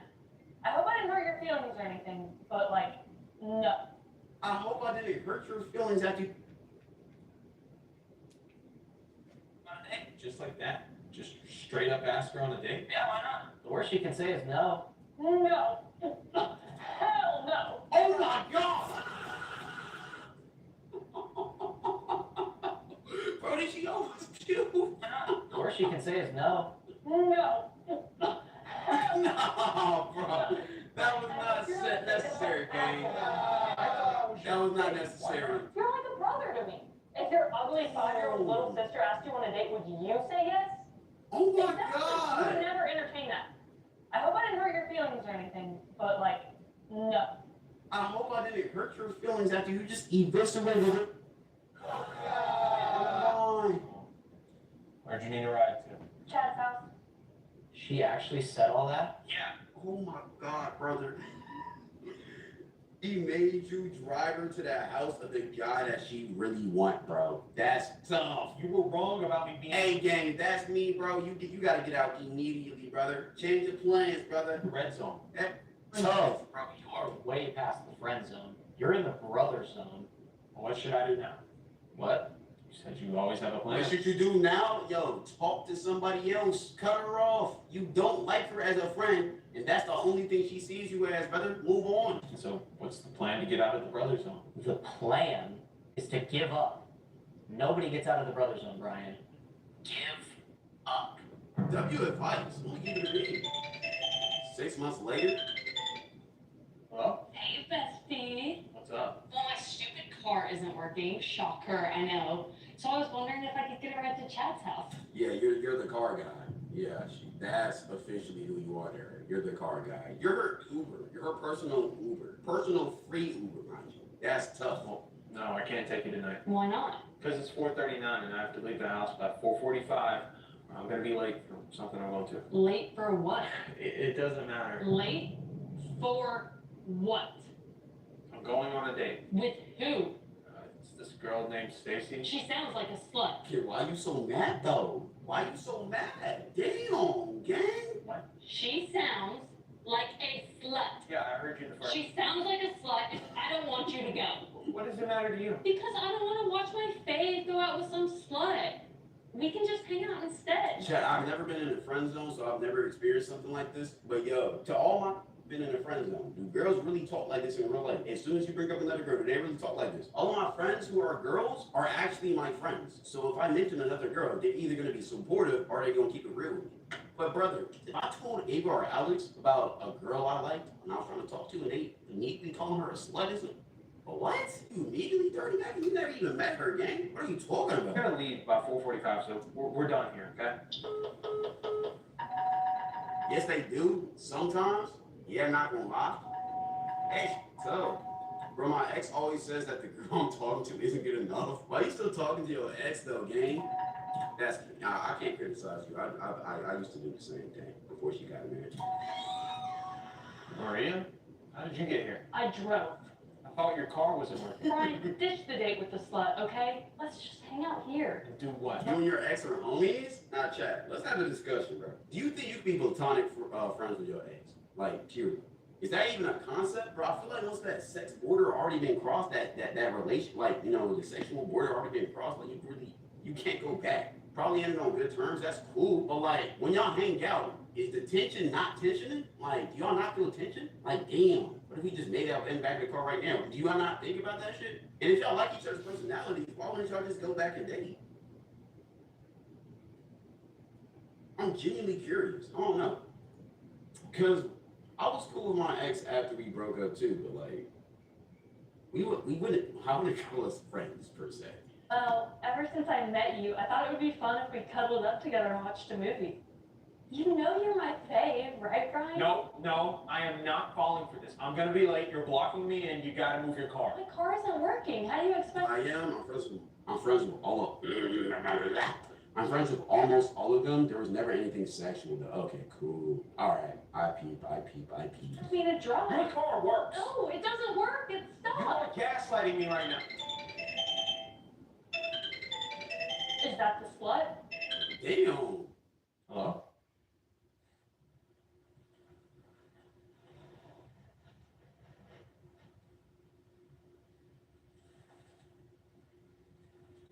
What? She told me she thinks I'm a good guy, but thinks we'd be better off as friends. So you're not going on dates anymore? I mean, we could watch that movie if you want. No, I've got to go. As soon as there was no more purpose of cock block, she immediately aborted initiative. That shit tough. I thought your car wasn't working. I think it's fine now. I don't get it. When she thought I was about to go on a date with Stacy, she threw herself at me. But as soon as I'm back on the market, she wants nothing to do with me. It's simple, bro. Supply and demand. Women want what they can't have. How am I supposed Not gonna Ryan just hire a hooker. Nah, bro, he has a chance, gang. Go on a date with a girl when they only like you when you're with another girl? This shit is a paradox. Come on, just take a break from thinking about women, man. Let's play the game. When was the last time you stayed up all night and just grinded this shit? I am done with the games, Casey. I am not playing any more games with you until I get laid, okay? I need to get my priorities straight.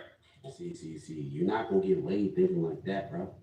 Hey man, if you really trying to get into a relationship or really get, you feel me, deep and personal with a girl, you gotta be cool, you gotta be you gotta be patient. Hey man, you ain't never too good to play the game with the boys, bro. I'm gonna give it a bean. What do you want me to do? You know what you used to say?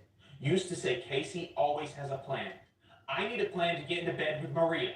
Alright, bro. If you want more supply, you need to create more demand. We've already been through that, okay? The supply and demand thing is a paradox here. And how do you beat a paradox, Brian? 2 words. Market manipulation. You're gonna soft launch someone who doesn't exist. Soft launch? Nigga, you're finna do the Monteteo route, bro? The fake girlfriend route? Bro, I thought he was gonna recommend you to put some fucking billboards up talking about, yo, I need me a girl. Call my number on some shit. Or maybe some Tinder shit. Some Hinge shit. Some easy shit. But you doing a fake girlfriend? Think about it. Those are man hands. It is so obvious. What the fuck? You ain't done your time. It's kind of gay. Take the picture! It's very gay. 3 hours after the soft launch? Oh. Hey, Maria, what's up? Oh, nothing. I'm just bored. Want to watch a movie and cuddle? Sure. So, you've been seeing anyone lately? Maybe. Is it that Stacy slut?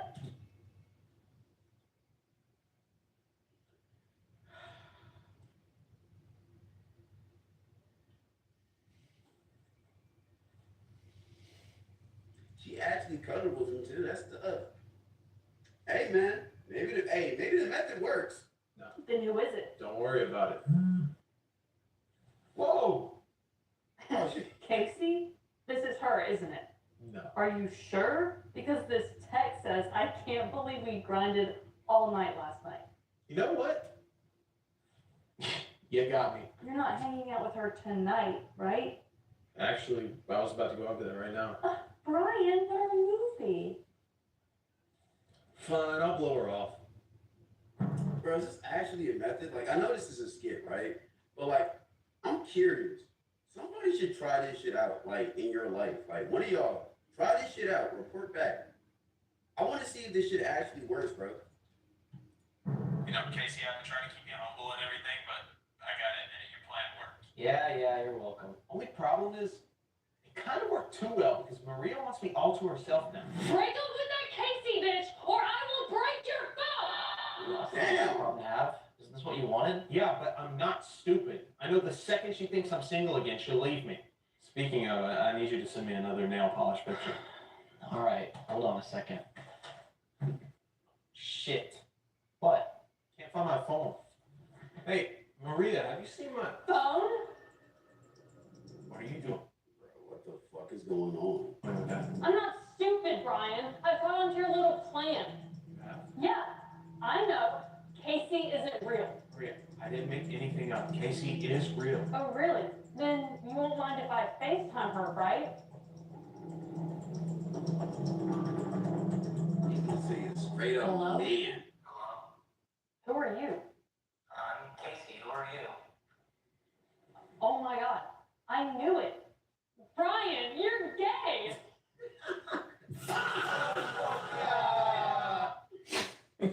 That's even worse. Man. That's even worse. 4 months later? Take your shirt off, girl. I'm down bad. Chad, you know I can't do that. Why not? Because my gay best friend Brian isn't here with me. What? I didn't know Brian was gay. Neither did I. Well, if he gay, then it don't really matter if you take your shirt off or fun. Yeah. Wait, low-key, what? Long story short, it was over, but it doesn't look as over right now. Hold on. I guess you're right. Casey, new method for getting girls. I just gotta get a little gay. I'm so done with that fucker. Terror Dogs, written by. Hey, this one's good, bro. This is a cool little skit. Cool little.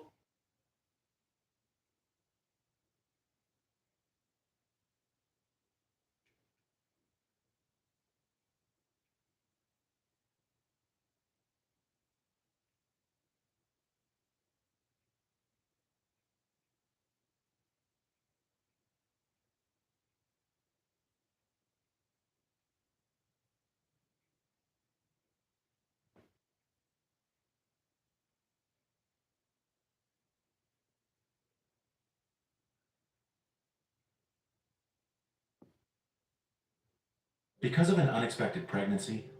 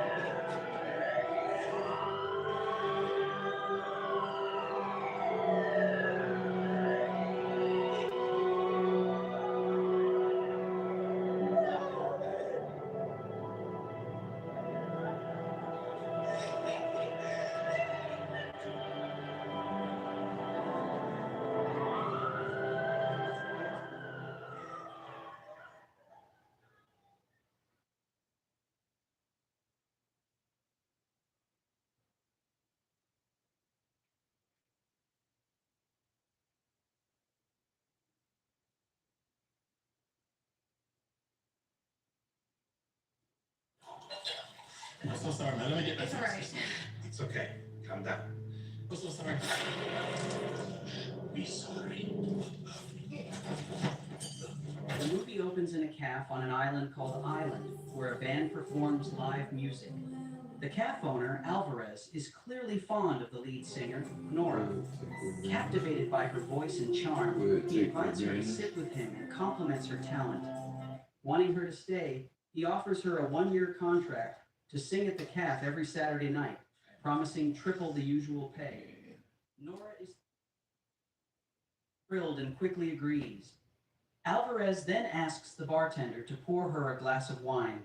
Unfortunately, the bartender accidentally spilled wine on Nora's dress. Nora stayed calm, saying it was fine and that she could simply change clothes. But Alvarez snapped. He was expecting an important guest and refused to let anyone see Nora with a stained dress. He killed the bartender right in front of her. Nora was terrified. In that moment, she realized Alvarez wasn't just a calf owner, he was the leader of a powerful U.S. mafia who had been hiding on the island for 4 years, secretly expanding his criminal empire. The story then shifts to Los Angeles, where we meet Sheriff Mark and his deputy, Phil. At first, they look like ordinary cops just doing their jobs, but in reality, they're corrupt and planning a shady deal at the airport. As their plan begins, a real drug dealer and his crew arrive. Mark meets with the dealer to collect the illegal goods, while Phil prepares to hand over the money. But suddenly, Phil betrays the dealer's crew and starts a violent shootout. Fucking face there again. Pinche borracho. We good? LAPD. You both are. Shut the fuck up.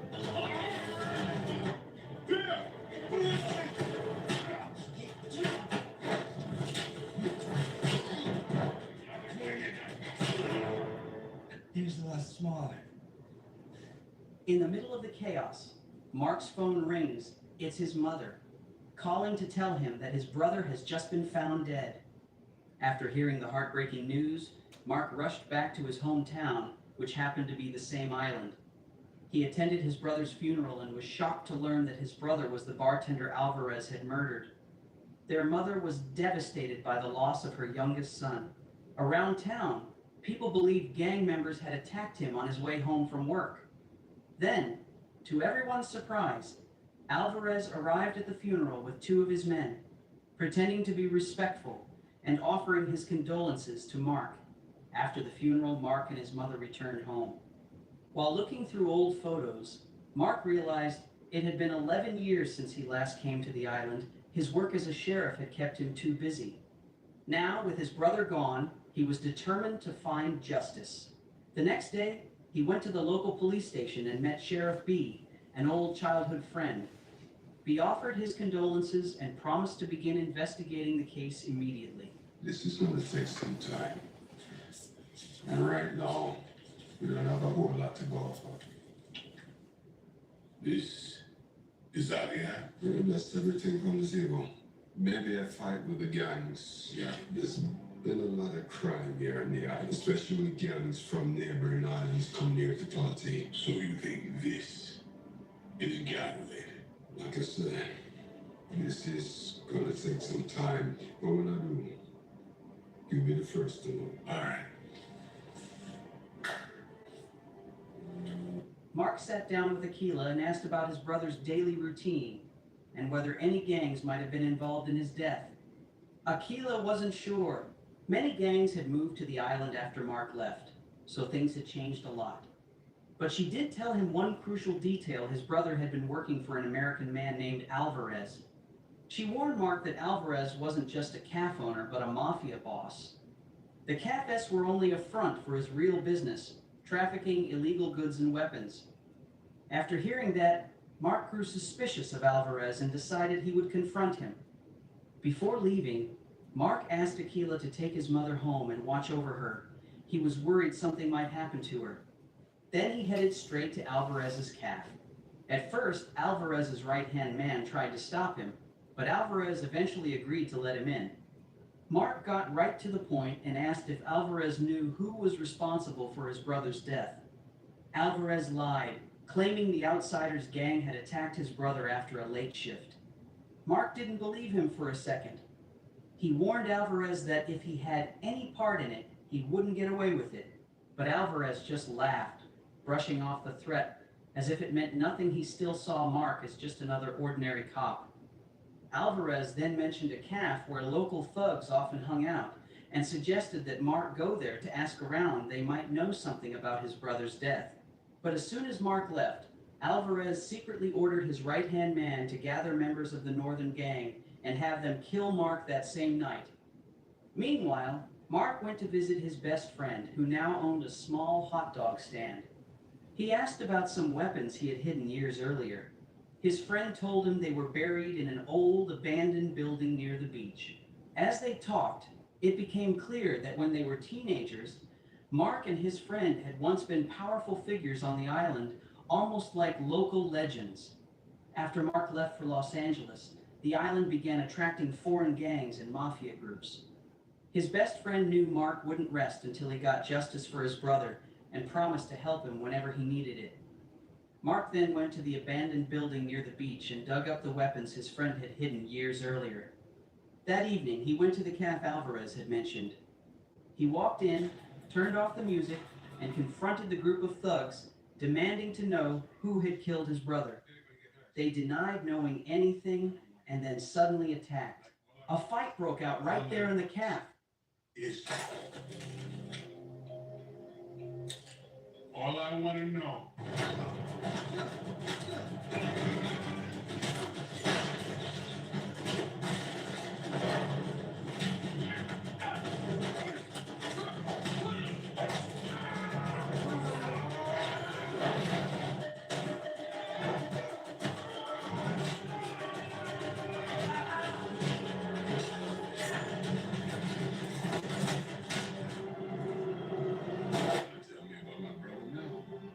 Mark quickly overpowered the thugs and demanded again to know who had killed his brother. The gang leader swore they hadn't harmed anyone from the island. Just then, a group of northern gang members sent by Alvarez stormed in and started shooting at Mark. He narrowly escaped, leading to a chaotic chase. During the pursuit, Mark managed to capture one of the attackers. Afterward, he found a safe hiding spot and stayed there until the gang stopped searching for him. Soon after, the gang leader called Alvarez to report that they had lost Mark. Enraged, Alvarez gave a new order to kill Mark's mother. The gang broke into Mark's house and opened fire on what they thought was her sleeping in bed. But it turned out to be just a pillow under the blanket. Luckily, Aquila had been cautious and had already moved Mark's mother to a safe location. Later, Mark and Sheriff B arrived to inspect the scene. Mark couldn't stop thinking that if he hadn't trusted Aquila, his mother might not have survived. Aquila then told him that someone had come forward with new information about his brother's death. The witness, a singer named Nora, had seen everything. Sheriff B added that Nora was staying at a motel near the church, in room 18, and suggested that Mark go talk to her in person. The next day, Mark went to Nora's room. At first, she was too scared to open the door, thinking he might be one of Alvarez's men. But Mark quickly showed her his police badge to prove he meant no harm. Nora finally opened the door and spoke with him. Mark promised to help her leave the island safely if she told him who had killed the bartender, his brother. Nervously, Nora confessed the truth. Alvarez had killed Mark's brother just because he accidentally spilled wine on her dress. She explained that Alvarez had kept her trapped on the island ever since, afraid she might go to the police. After hearing this, Mark quickly escorted her out of the room and met up with Sheriff B. He asked B to take Nora to the dock and make sure she left the island safely. Nora was safely taken to the dock, while Mark began planning his revenge on Alvarez for his brother's murder. Meanwhile, Alvarez sent his top mercenaries to hunt Mark down. A few hours later, they arrived on the island and headed straight to Mark's house. At that time, Mark's mother and Aquila were there. Mark had arranged for his mother to stay with Aquila while he went to confront Alvarez. Suddenly, a car pulled up outside. It was the mercenaries. Mark quickly grabbed his weapons and rushed his mother and Aquila to the back of the house to keep them safe. Two of the mercenaries stayed near the car, while the other two went inside. Two of the mercenaries noticed signs that Mark had gone around the back of the house, so they followed him. They soon caught up, and a shootout began. Meanwhile, the two mercenaries by the car were also attacked, but Sheriff B arrived just in time and forced them to retreat. Mark managed to take down one of the men chasing him, while the other fled. Later, he called Mark, who told him he had taken his mother and Aquila to his best friend's hot dog stand for safety. The scene then shifted to Alvarez and his right-hand man searching for Nora at a hotel. Alvarez was furious when he discovered she was gone. In a fit of rage, he killed the hotel guard for failing to protect her. Meanwhile, Mark took his mother and Aquila to his best friend's house, planning to leave them there while he went after Alvarez. His best friend, the hot dog vendor, welcomed them kindly. As Mark prepared to leave, Aquila insisted on going with him. He tried to change her mind, but she refused. In the end, they agreed to face the danger together. That night, Mark and Aquila waited for Sheriff B to arrive as planned. B finally showed up in his car but didn't get out.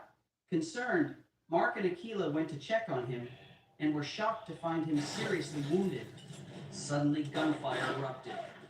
It was an ambush by Alvarez's last 3 mercenaries. In the chaos, they captured Aquila while Mark stayed behind to help B.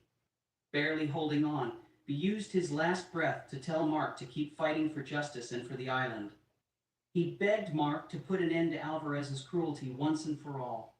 The next day, locals gathered at the church for a service. Mark arrived and gave a powerful speech, urging everyone to unite and stand up against the outsiders who were destroying their island. He urged everyone to rise up against Alvarez, the man responsible for all the crime and suffering on the island. Mark reminded them that his brother, Sheriff B, and Aquila had all suffered because of Alvarez. His words deeply moved the crowd. Inspired by his speech, the townspeople agreed to stand together and fight back against Alvarez.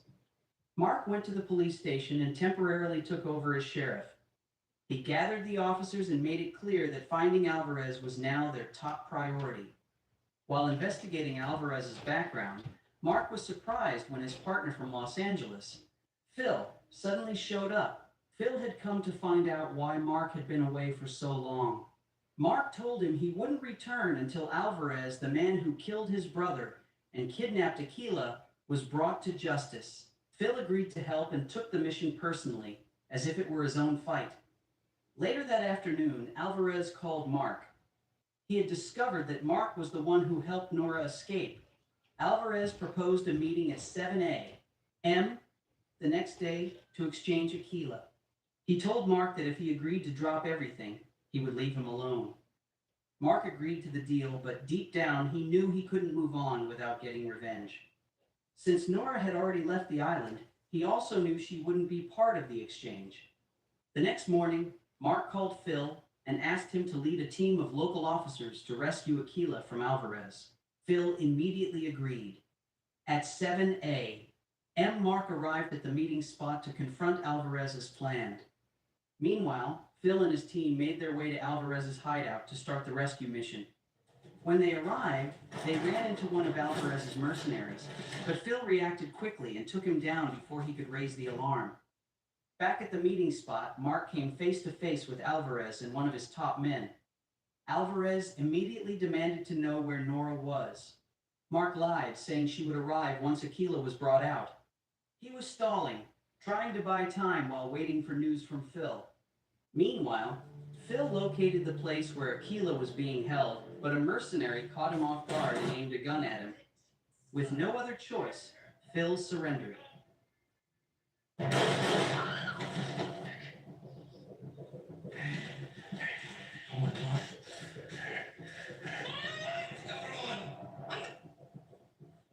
Go now. You're gonna go now, okay?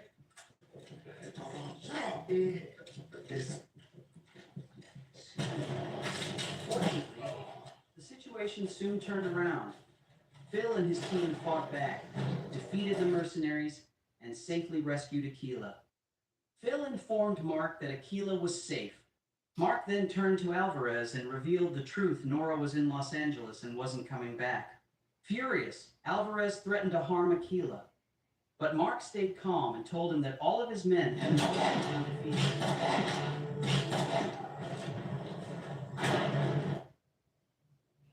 Enraged, Alvarez ordered his right-hand man to shoot Mark, but before he could act, the hot dog vendor and a group of islanders arrived, surrounding Alvarez with their weapons ready. Mark told everyone to lower their guns and challenged Alvarez to a one-on-one fight to end it once and for all. Alvarez didn't like the idea, but he agreed. I've never seen me up and settle for yours.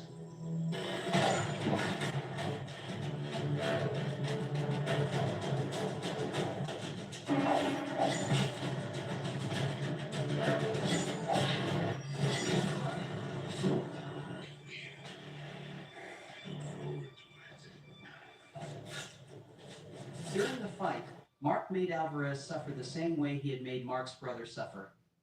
In the next scene, Mark and Aquila shared a quiet, emotional moment on the beach. It was clear they were in love and planning to get married. Later, Phil invited Mark to return to Los Angeles, but Mark declined. He chose to stay on the island and protect it from future threats. The movie ends with a witty message: never spill.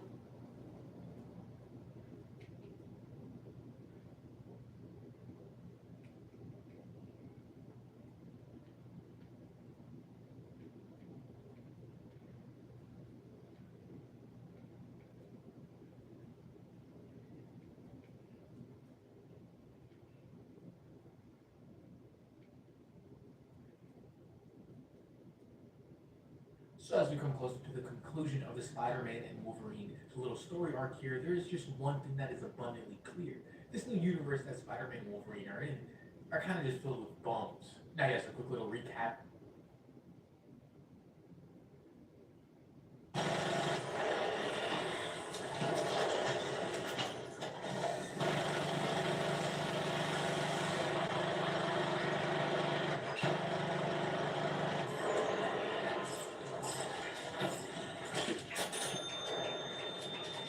Set 'em up.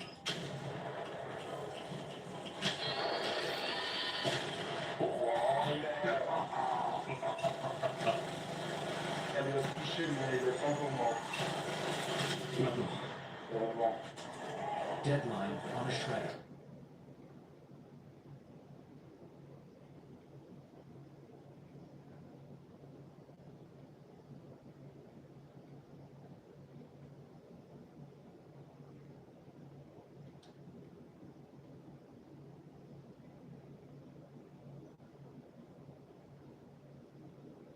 In the cornfields of a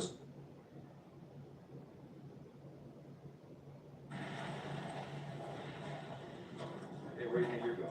My phone was dead. You have money? Yeah. Okay, well, quick in and out, because we gotta get home.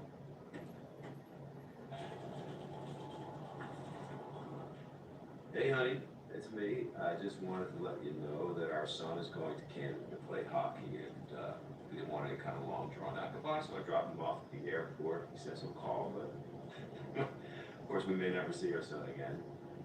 But as long as he's happy, right?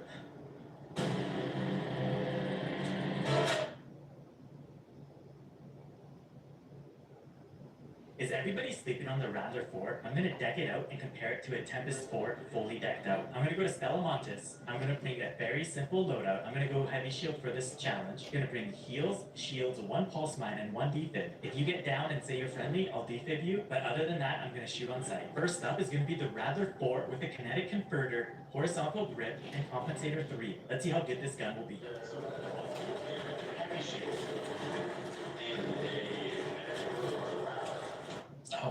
Alright, on to game 2. Is it gonna be like another friendly lobby? Okay, fresh spawn. Is everybody sleeping on the Raptor 4? I'm gonna deck it out and compare it to a Tempest 4 fully decked out. I'm gonna go to Stellamontis. I'm gonna bring a very simple loadout. I'm gonna go heavy shield for this challenge. I'm gonna bring heals, shields, 1 pulse mine, and 1 defib. If you get down and say you're friendly, I'll defib you, but other than that, I'm gonna shoot on sight. First up is gonna be the Raptor 4 with a kinetic converter, horizontal grip, and compensator 3. Let's see how good this gun will be.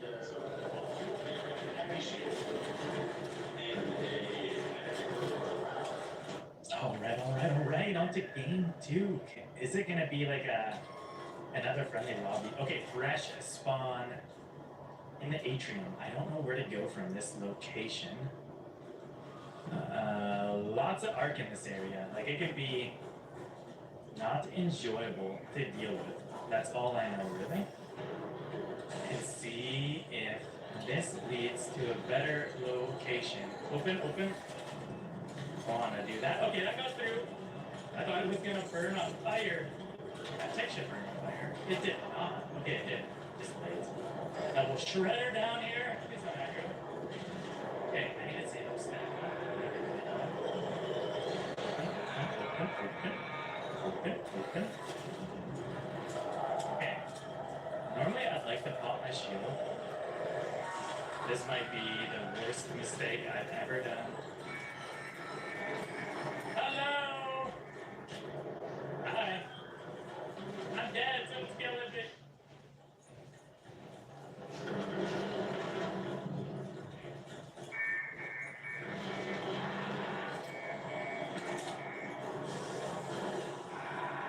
This heavy shield is not good.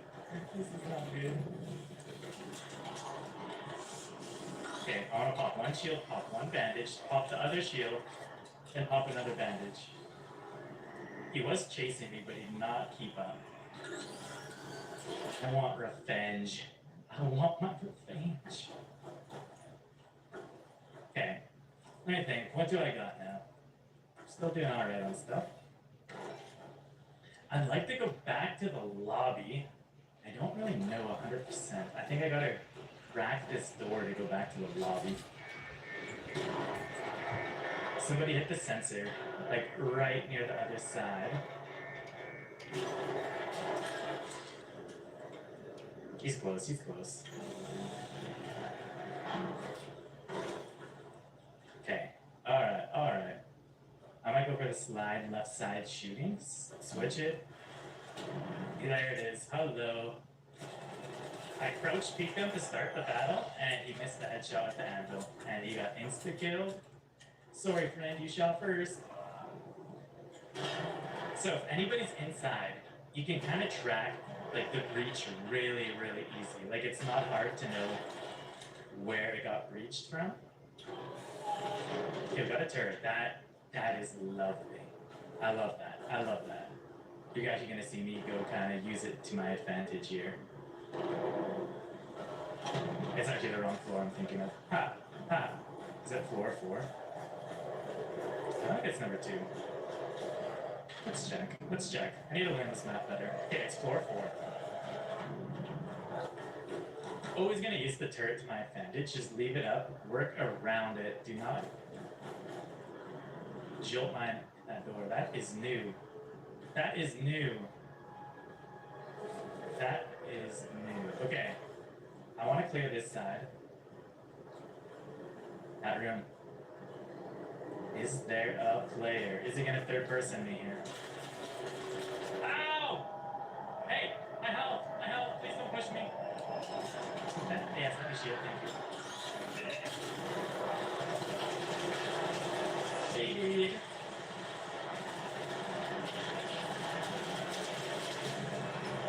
I am low is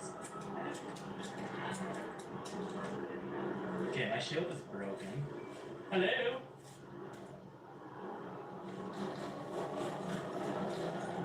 Well, I have no choice but to go for a shield, whatever shield it is. Dark alloy, might as well take it. Reset.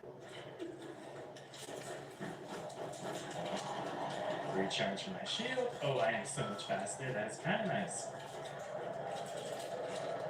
Did the heavy shield win that battle, though? He didn't have a good gun, to be honest. Full health.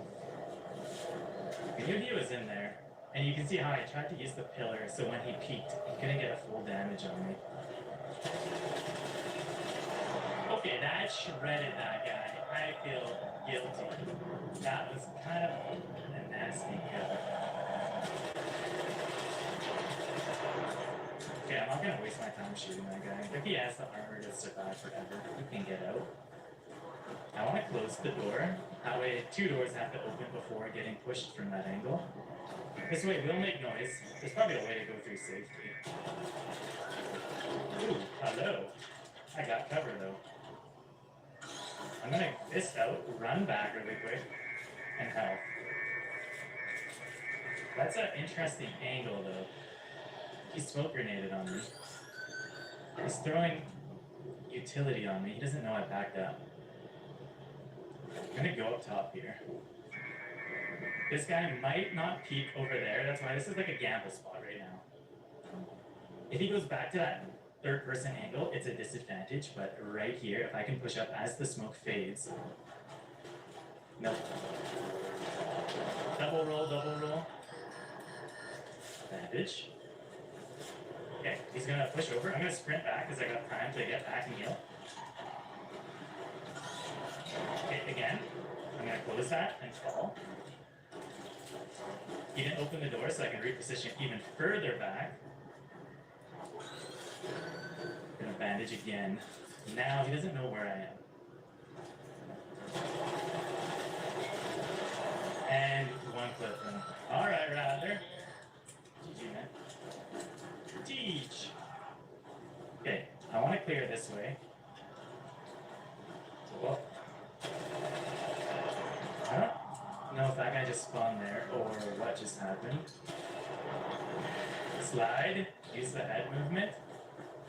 Where's he gonna go? Use the pillar. There he is, head movement.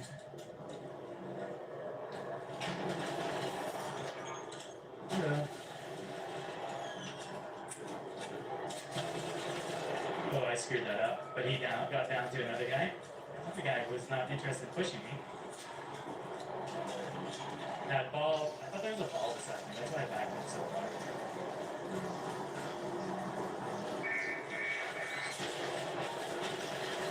Rather four!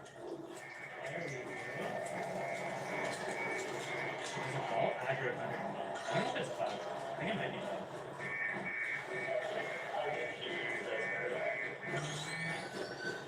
You guys want to get defib? There's a guy corner right here.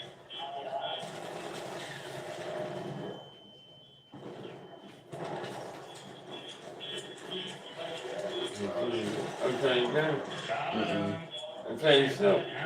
No, I'm just watching somebody. Oh, you're watching game play yourself. No, I'm watching somebody. I'm out of everything, so. I got two. Well, pretty. I gotta close that door that way. This is the man I've been looking for. There it is. There it is. There's one. That's all I need. I'll take it. Beauty, give me that one clip I need. Okay, rather forward. Put my hand off the mouse for a second. So I'm gonna fold out, go up top over here, and check out what's going on. I think that's my strat. Could be risky. That's okay. Yeah, the Radler 4 again. Nasty. Go for the fold. What gun do I have? A Radler 4 with a kinetic converter. GG. You look like you're like cucumbered up. Oh yeah. Have a good one in the next man. The Radler 4 there just surprised me. Holy. Let's see if the Tempest 4 can even compete with that game. That game was really, really good. Extended make, horizontal grip, compensator 3, 1 pulse nade, 1 defib. Let's go. Game 2 of the Tempest, 5 minutes late. I dropped in front of a Bastion because I joined one late and extracted, so I have a little less bandages, but same loadout. Let's see if I can position myself a little bit better here. Bottom of the lobby. I don't really know this. Okay, I know where I am. Okay, there's a guy right above me. Oh man, this would be the worst risky start you could do going up this. Do I go up 3 levels or just 2 and play it safe? Okay. You can see, I start my lobbies like in the worst possible way. Okay, you know what guys, I don't mind that. I'm not getting a shot across. We got the kettle on the other side, a little kettle user. So when you breach, they could potentially open the door and shoot you before you can like pull out your gun. This one did not though. Nobody in that corner. That guy's there. That guy was low, which makes me wonder if there's another person here. He did smoke that door, so I'm kind of clearing it. The left side view. Oh. Kind of shoot that guy so he'll fall any little second. I don't know why that guy was so low. Did he have competition over here? I'll let him actually. I was gonna let him open that door. Boom. Okay, that grenade kind of ground floor. So I might go back over here and see what I can do. There he is. Third party. That guy's one shot. Did I get him down? Nothing yet. Did he heal? Did not down him, but Was he battling somebody else that did not finish him after that? That's like, why didn't he get finished after those shots? That's why I was kind of just like hurting him on purpose because I thought he would have died. But he did not. I am stuck up here. That's not good. Another shield got broken that direction.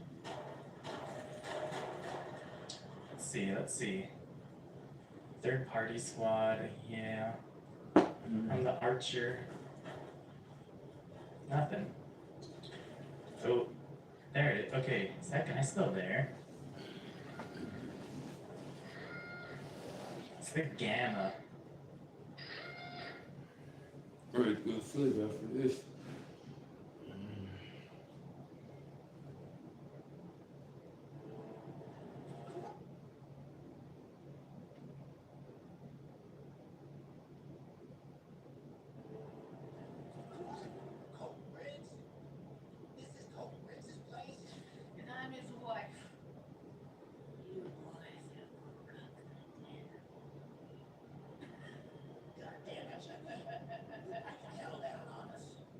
The story opens in the year.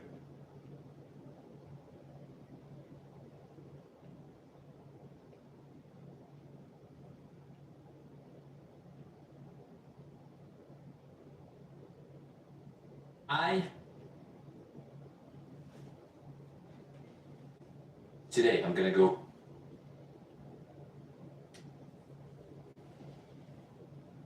From the time the streamer cussed at the car.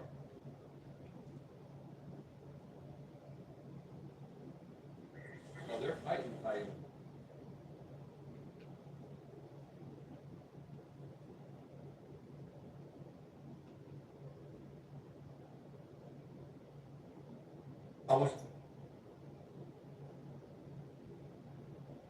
Ken and I have been neighbors for a few months since I moved back.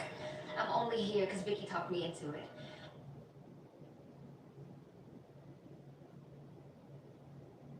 The movie is set in a dystopian America where a deadly pandemic has spread through some northern states. What are those? What animals are those? Your cat knows exactly how you feel about them. But here's what most people don't realize. Cats don't understand love the way we do.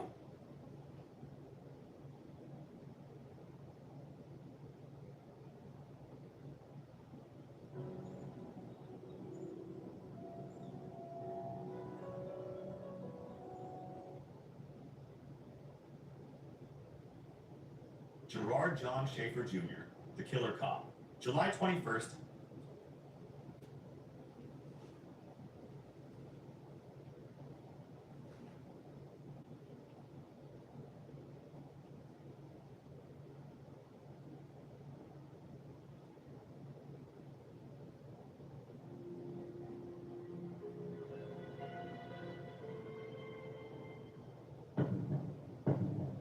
A young man decided to do something that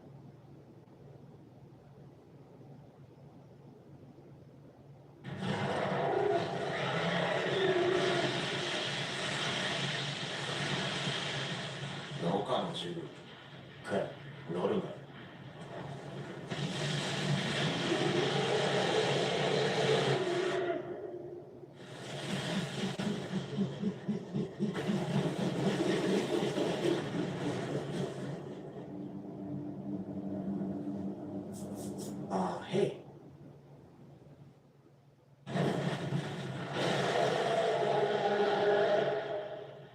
Why is every big guy yelling at me?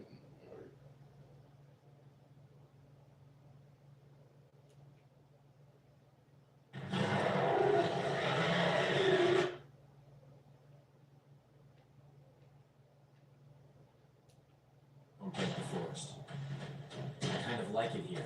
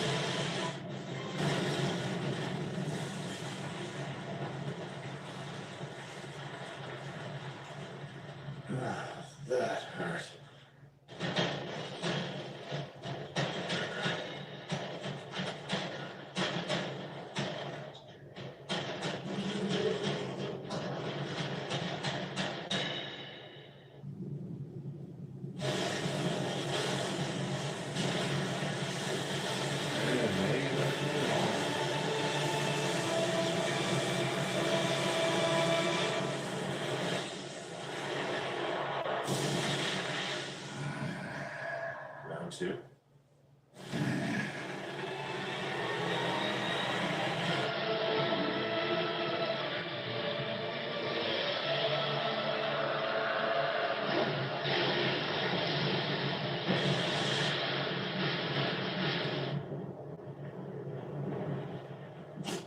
Finally, a worthy opponent.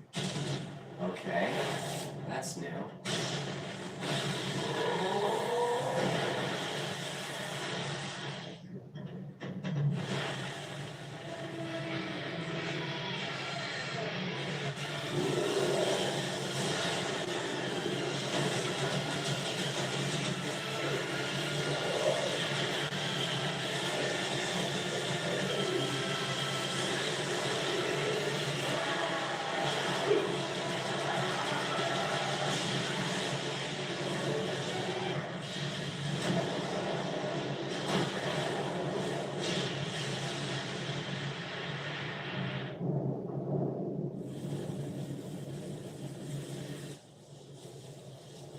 Thanks. That was fun.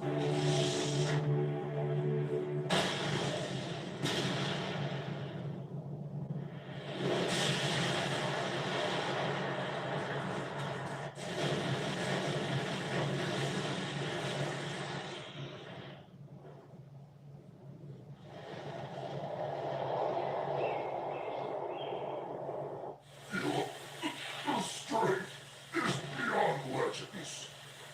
You're alive. Good. That was the best workout ever.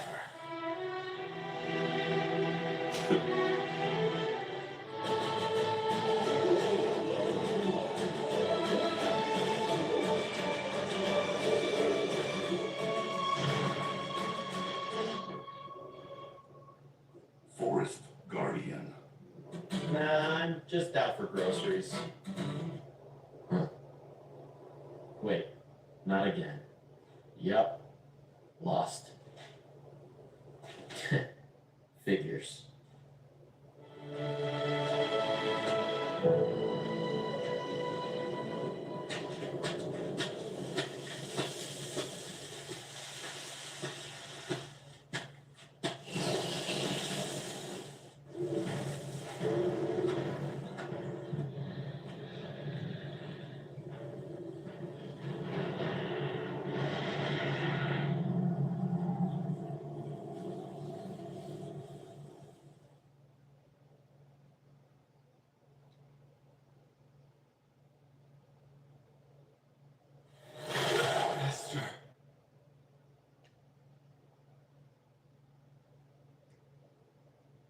Video probably send chills down your spine. For the simple fact is, you see a man, he's talking out the window, describing what's going outside of this building. But it's the girl that's sitting on the window next to him that's freaking everybody out.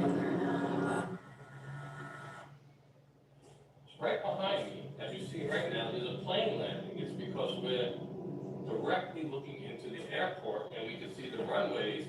It's amazing. It's the Ibis Saigon Airport Hotel. Hold your hand with your palm open, tuck your thumb in the center, and fold your fingers.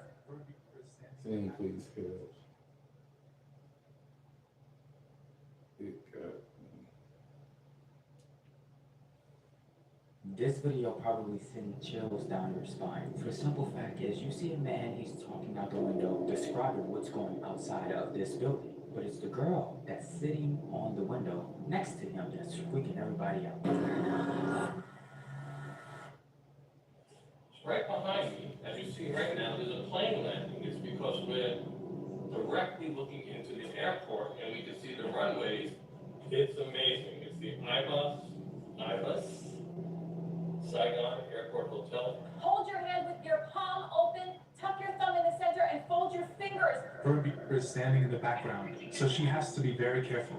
I appreciate it. I know your mom is a great baker, so I should be good. Because she signaled for help. She does the gestures. Now, of course, to a lot of people, it looked like, okay, she could be joking around. The two might know each other. They could be family members. No one truly knew, though. Time went past from the uploader, and it was just silence. So people was wondering, does this girl really need help? Was this a call for help? Because the person that was recording, who was behind the camera, obviously they seen it as well. Did the person behind the camera need help too? No one really knew, but this was a lot of questions that needed answers. One of the first things people had speculated that it was a girl that needed help because she may have looked similar to a girl that was on CCTV footage that was missing. People thought that was her. Later found out that actually was not her. Completely different girl. Well, of course, if you do your research, this whole video was a skit. Yes, this is his daughter. A quick research, if you just do your research enough, you would easily find out that who this man is and what parents do she belong to. It's his daughter. No trafficking, no kidnapping. She don't really need help, but girl, if this was not a skit, I would be mad at my daughter. Seriously. You know, parents need to start bringing this back.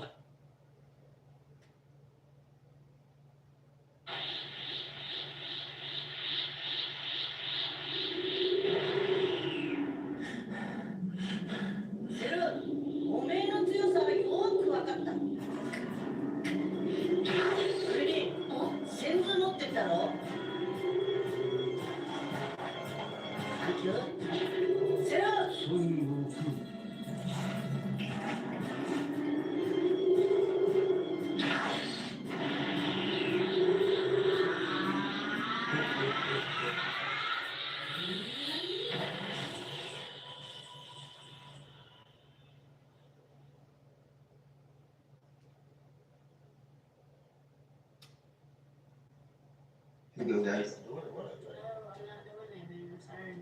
What do you mean? What you mean? Why would I don't want to do that. You just gave me reasons. Listen. But listen, you gotta think about we have history, right? And if I'm not gonna be like upset, he's gonna be worried and wonder where I've been at, what I've been doing. Oh my gosh. Why the fuck are you worried about what he's gonna be worried about? What you mean? That's my head.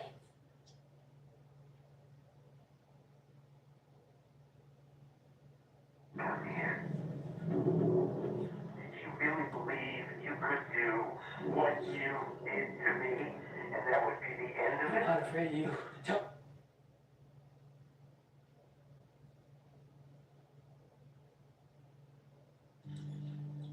Now, everybody eat up, but make sure you leave room for pie. Sister Joy's pies are famous from the Badger Steak. Dean loves pie.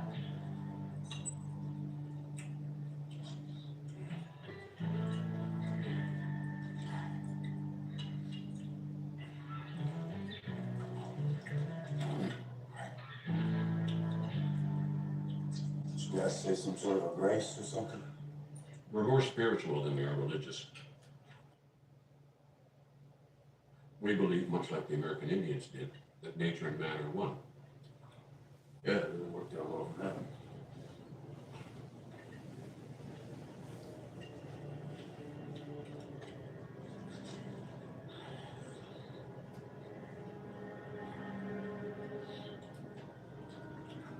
So why a bunch of werewolves run some bolts around their necks? Sorry, Dean, but we don't use the W word around here. We prefer the term lycanthrope. We? He's entitled to his opinion, Garth. Many of our kinds see themselves as indestructible. This is a constant reminder of how precious our lives truly are. Getting silver making them burn. Yeah, it does a bit, but it's kind of the point. It reminds us of our fragility. My daughter Bess was born a lycanthrope. It was one of the proudest days of my life, which soon turned tragic when a hunter killed my wife. Believe me when I tell you, I wanted to make someone pay. And I looked at Bess, and I realized the road to revenge is a dark and lonely one, which you never get off. And that hole in the pit of your stomach, you never fill it. Ever. You know, I get it. I chose to look forward, not backwards. And the minute I did that, the powers that be brought this beautiful, compassionate, amazing woman into my life. And she helped me raise a little baby girl as if Bess were her own. I can't take all the credit. Daddy had a hand in it too. He saw your potential. Daddy? My father, bless his soul, was the previous reverend of our church. The third generation in our family to serve. So you're fourth generation where? Yes.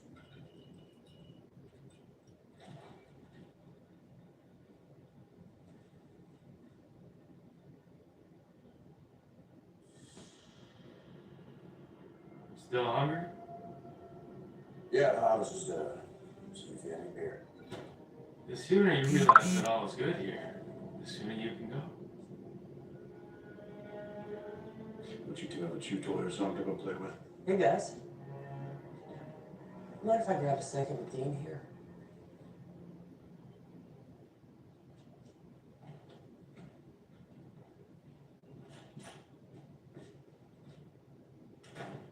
Why are you being so hard on everyone? Because there's no way that all of this is what it looks like. No way. Why not? Come on, man. I know you drink the Kool-Aid, okay? But come on. Look, amigo. I know this all looks nuts, but I found it. Love and a family? Who cares where that comes from? I do. I get it. When I first got here, I couldn't let go either. I kept waiting for the other shoe to drop. But when it didn't, I had to accept the truth. Well, I got another truth for you. We were all left in the dark when you went AWOL. Okay, I didn't know whether you were dead or worse. You should have reached out and sent someone a message. And said what, Dean? That I was a werewolf? I was embarrassed. I thought it best for everyone if I just stayed away. But that doesn't mean that I didn't think about and miss you and Sam, Kevin.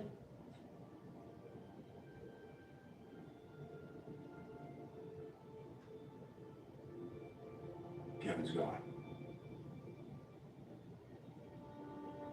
What? Gone for good. What happened? When you needed me, I wasn't there, that's why.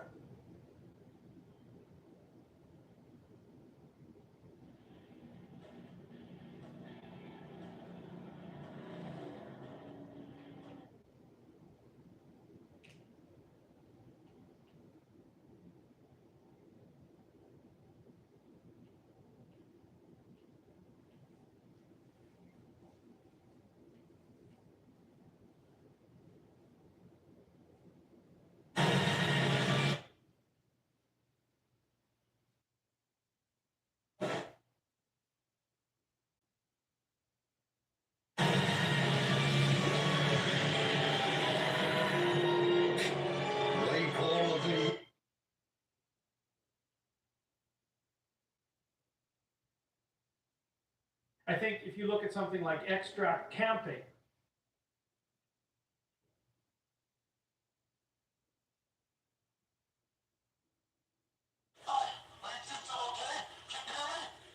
Is that you only? You two need to get to Gunga. Quickly. Follow your heart. Give everyone some peace of mind, including yourself. Stop Toya so you can be you. The way I see it, you two are the only heroes who can avert the crisis at Gunga. Yanina, you know how to run, don't you? How are you supposed to run when your engines are shot? Not to mention how far Gunga is from here. the reason I have this quirk.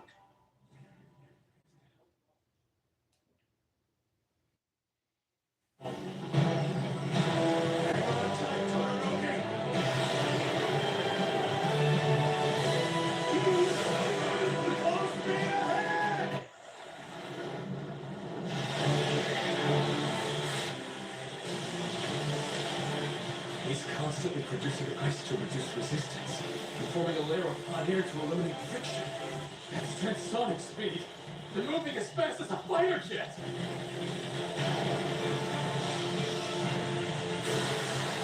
This is as far as I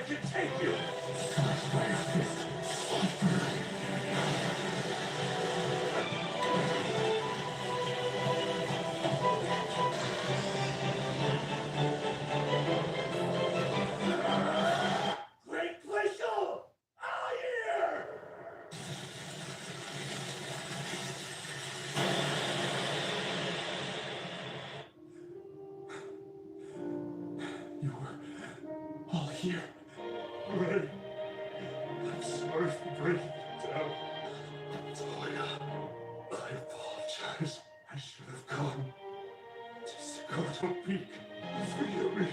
I'm sorry for making you hold our family together. Matsuo, I'm sorry I neglected you. I choked up.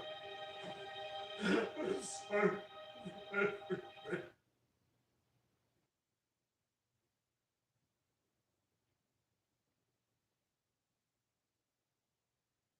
Heat has been building up his core. He's concentrating it at this rate in about 10 minutes, or maybe even time.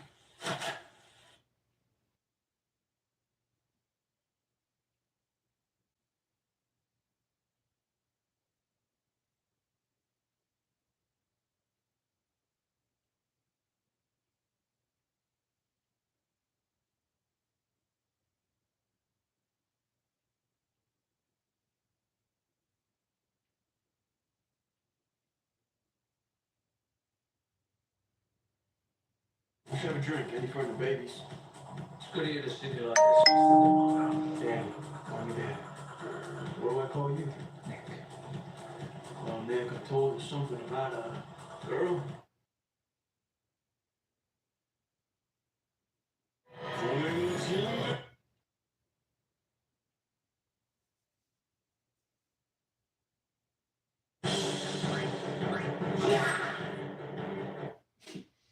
Oh yeah, they did something like that. It's just crazy.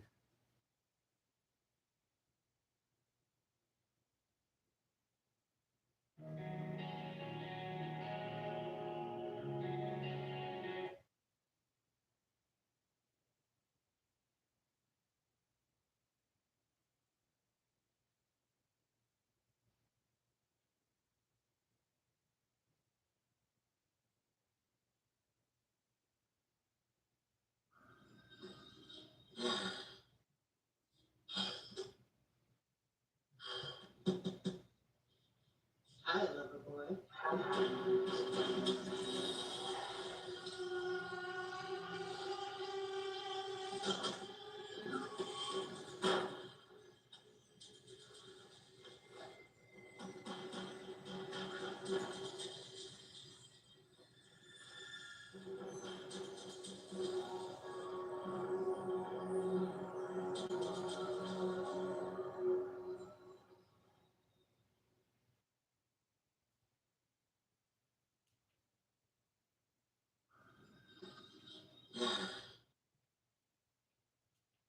Hank, you know what they say about boys who play with guns.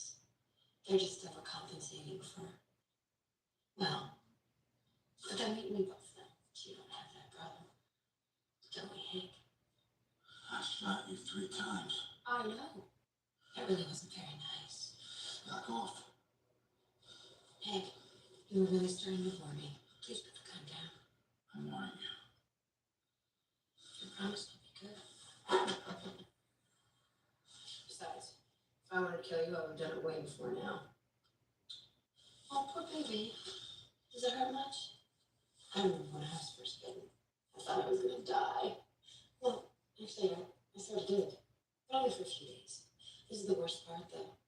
The next few days are gonna feel like years, and then it happens so fast you don't even know it hit you. You wake up, and it's like you start a whole new life. One day you're drinking beer like it's going out of style, and the next, it's the blood of some sweet young babe. What is happening to me? You don't know? You're becoming one of us. That's why I can't hurt you. The master won't let us hurt one of our own kind. Don't fight it, Henry. It's actually quite beautiful. Live forever, never grow old, party every night, and the sex. Hank, let me tell you, you have never had sex like this. You're not real. No one can move that fast. Fast? You think this is fast? You should see the master. He's over 700 years old. But don't worry, eventually, you'll be able to do everything I can do. I'll never be like you. Drop the weapon! What am I gonna tell you again? Officer, this have to put the gun down. Okay.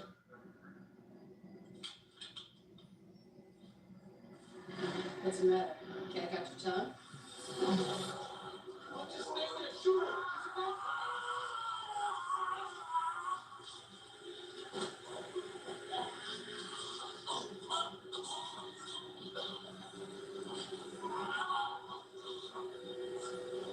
There she is. Behind you.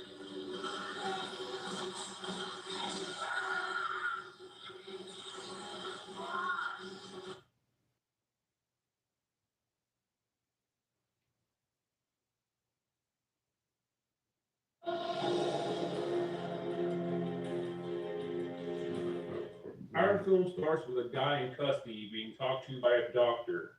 The doctor tells the prisoner that he's there to declare that he's sane enough to stand trial. The doctor lays out a bunch of photos of dead people, and the prisoner tells the guy if he wants to get the whole story, you have to go back further and only start with a narration film. The guy, who kind of sounds like Max Payne, starts the movie on a roll as he stalks his ex-wife, which is always something you want to admit when you're trying to convince people you're not a crazy murderer. When she leaves, the guy in the park tries to rob him, so he beats the guy down while a bunch of concerned people watch. He then makes the situation worse by showing he's a cop. At the station, his boss basically runs down all the guy's issues and goes to suspend him, but changes his mind when the guy, whose name is Hank, basically says pretty please. He then gives him a case of a missing party girl named Layla Simmons. At the break room, Officer Crazy Pants stares as the TV just so happens to be on the Melissa Rivers show as she interviews his ex-wife Susan on how bad she wants to screw a vampire. Susan is apparently an author of erotic vampire fiction. He then throws his coffee at the TV when they show she's dating some actor. Again, a reminder, he's telling all these details in an effort to not be declared a dangerous crazy person. That night, he heads to some nightclub where he sees the girl in question. She walks out and gets approached by some handsy guy. She knocks the guy down with one solid punch. He then tries to throw a rock at her. Hank gives her a heads up and she catches it and keeps going. Hank goes and punches the guy again, and Layla poofs behind him asking who he is. Some overprotective vampire saying he's her brother gets in between them, but she shoots him away. Then she hypnotizes Hank into wanting to screw her instead. They all get into a limo where both guys are like whatever the women are doing is really enjoyable before they end up at what looks to be an abandoned hospital. Generally, this would be a red flag, but Hank gets a pass due to the whole hypnosis thing, though she does have to top him off when he starts hearing things from the ceiling tiles. Eventually, she leads him into an orgy room, which looks like it probably smells horrible unless the candles lighting the room are scented. Layla finds a spot, pounces Hank, seemingly changes her stockings at some point as they were blue up until now, and once again does her hypnotizing trick. Despite her doing it a few times, he snaps out of it when he starts hearing screaming.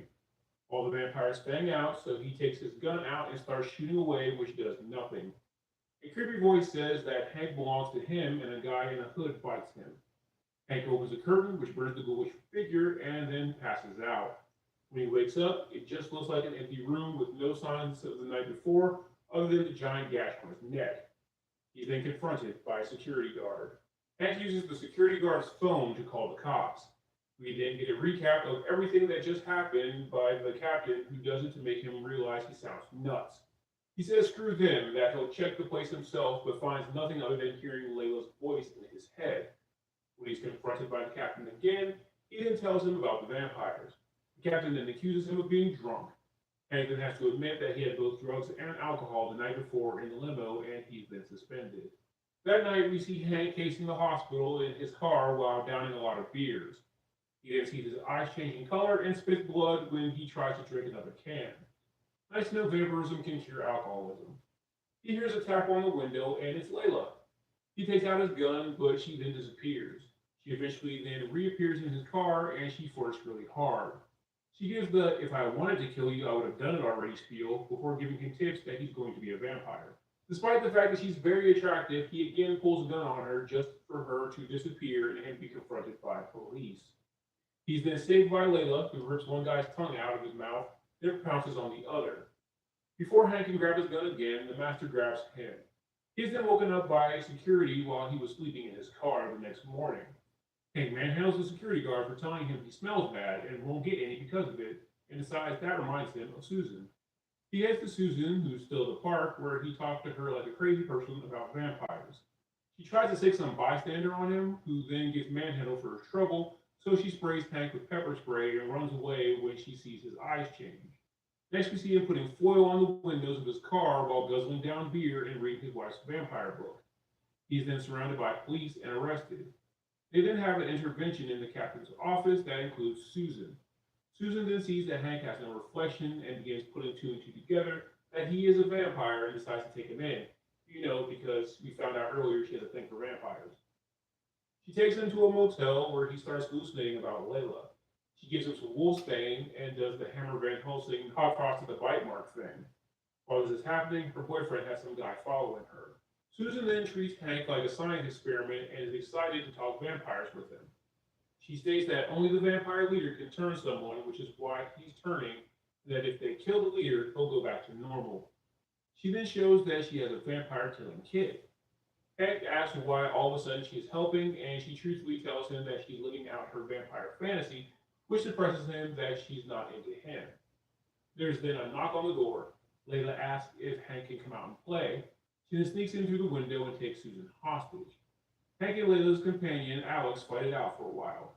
Susan's boyfriend barges in, and Layla gets the PI while Alex kills the boyfriend and taunts Hank with his blood. Layla and Alex leave as the sun comes up, hoping Hank makes Susan his first victim. Hank tries to get Susan to leave, but she says she's going to help him find the master and suggests going back to the hospital. At the hospital, they notice that there is more security. Susan decides to confront them. They seem fine until she pulls out a cross, and then they get nasty. She goes back to the car and tells Hank that they're Wraith, which is some type of vampire guarding demon. The two ambush the security guard first by hanging the black one, yikes. Then Hank and the other one have a one-on-one fight where he's uppercutted off the hospital roof and through a sub-basement floor. Susan says he's going to go in with him. Hank acts like it's okay, but then handcuffs Susan to the entrance, which is a poor way to protect her, by the way, since that makes her clearly a sitting duck. He gives her a cell phone to call the police captain if he doesn't come out, and she tells him he has to kill all the vampires and not to take the stake out the leader once it's put in. After a montage of Hank staking several vampires, he gets confronted by Alex, who he makes short work of the crossbow, as most of Alex's screen time in this scene is him dying, which takes a while.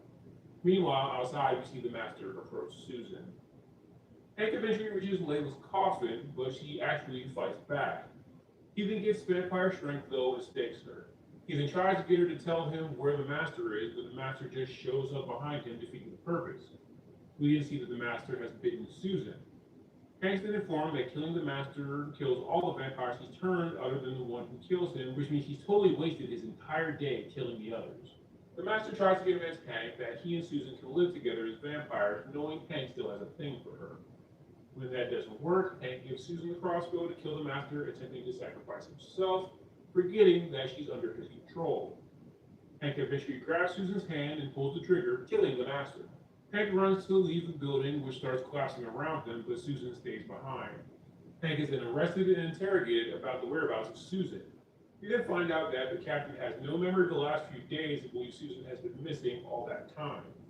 If Hank would stop talking about vampires, they honestly have no evidence on him, but the movie's got the movie. That brings us back to the present. The doctor tells Hank he probably had a mental breakdown and walks away. Hank goes to lay down, and as he sleeps, Susan appears in bed next to him. She taunts him. He thinks she's not real, but she kisses him to prove it. She then confirms the master covered everything up, and she just used him to get him turned into a vampire. She then pounces him, bangs out, and goes to bite him, but he has a stake under his pillow and gets her in the heart. The doctor, watching on the monitors, not being able to see her, believes Hank's had a breakthrough with his obsession with his wife if he's imagining killing her, which seems like that would be a bad thing. The captain comes in and asks Hank if he's ready to confess and tell him where the body is, and Hank goes to point her out but notices that she's gone. They then sedate him when he starts talking about vampires again. The film ends with the captain stepping on Susan's earring and telling him no women have been in the ward by the doctor. When he goes to look under Hank's cot, vampire Susan attacks him in a jump scare moment. Thanks for watching. If you like these recaps, please leave a like and subscribe and hit the bell icon to know every time I update. There is now an option to be a channel member where you'll get access to exclusive recaps from late night vampire catalogs like Showtime, Cinemax After Dark, You Want to Stay Up All Night, and much more. If you want to help my channel grow, please check out my Patreon, where members can get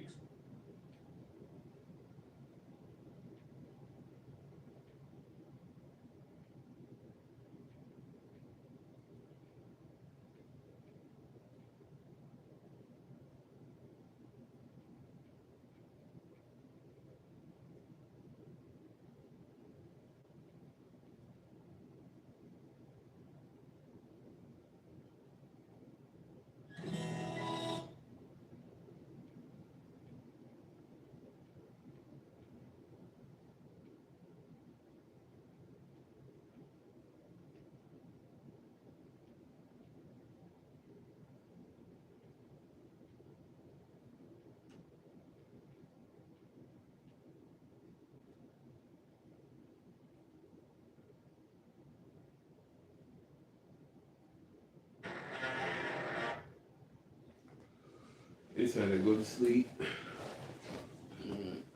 It's time to go to sleep.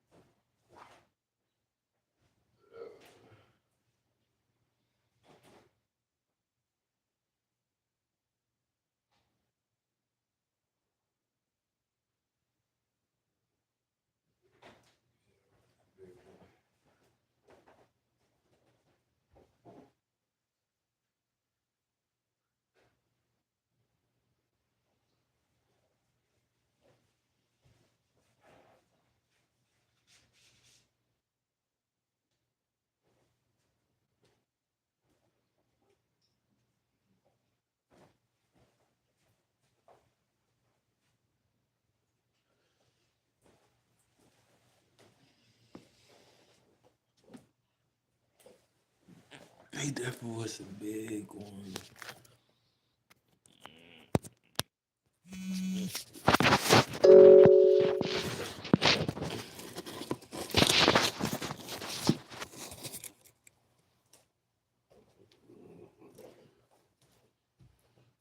He definitely was a big one.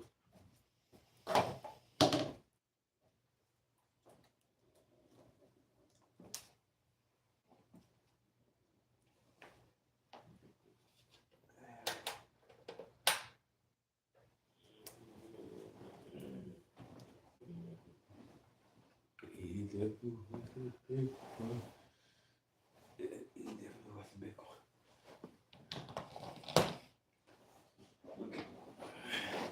He definitely was a big one around in the family.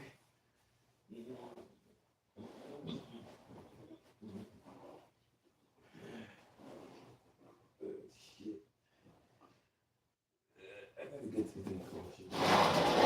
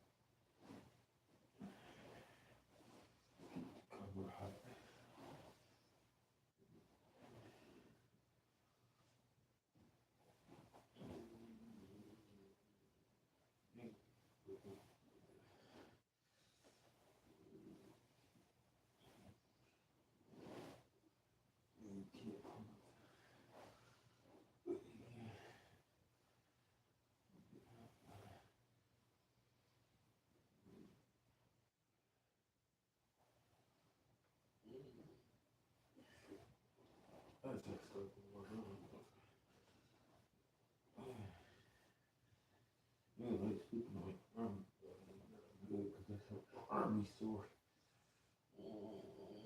That's up to him.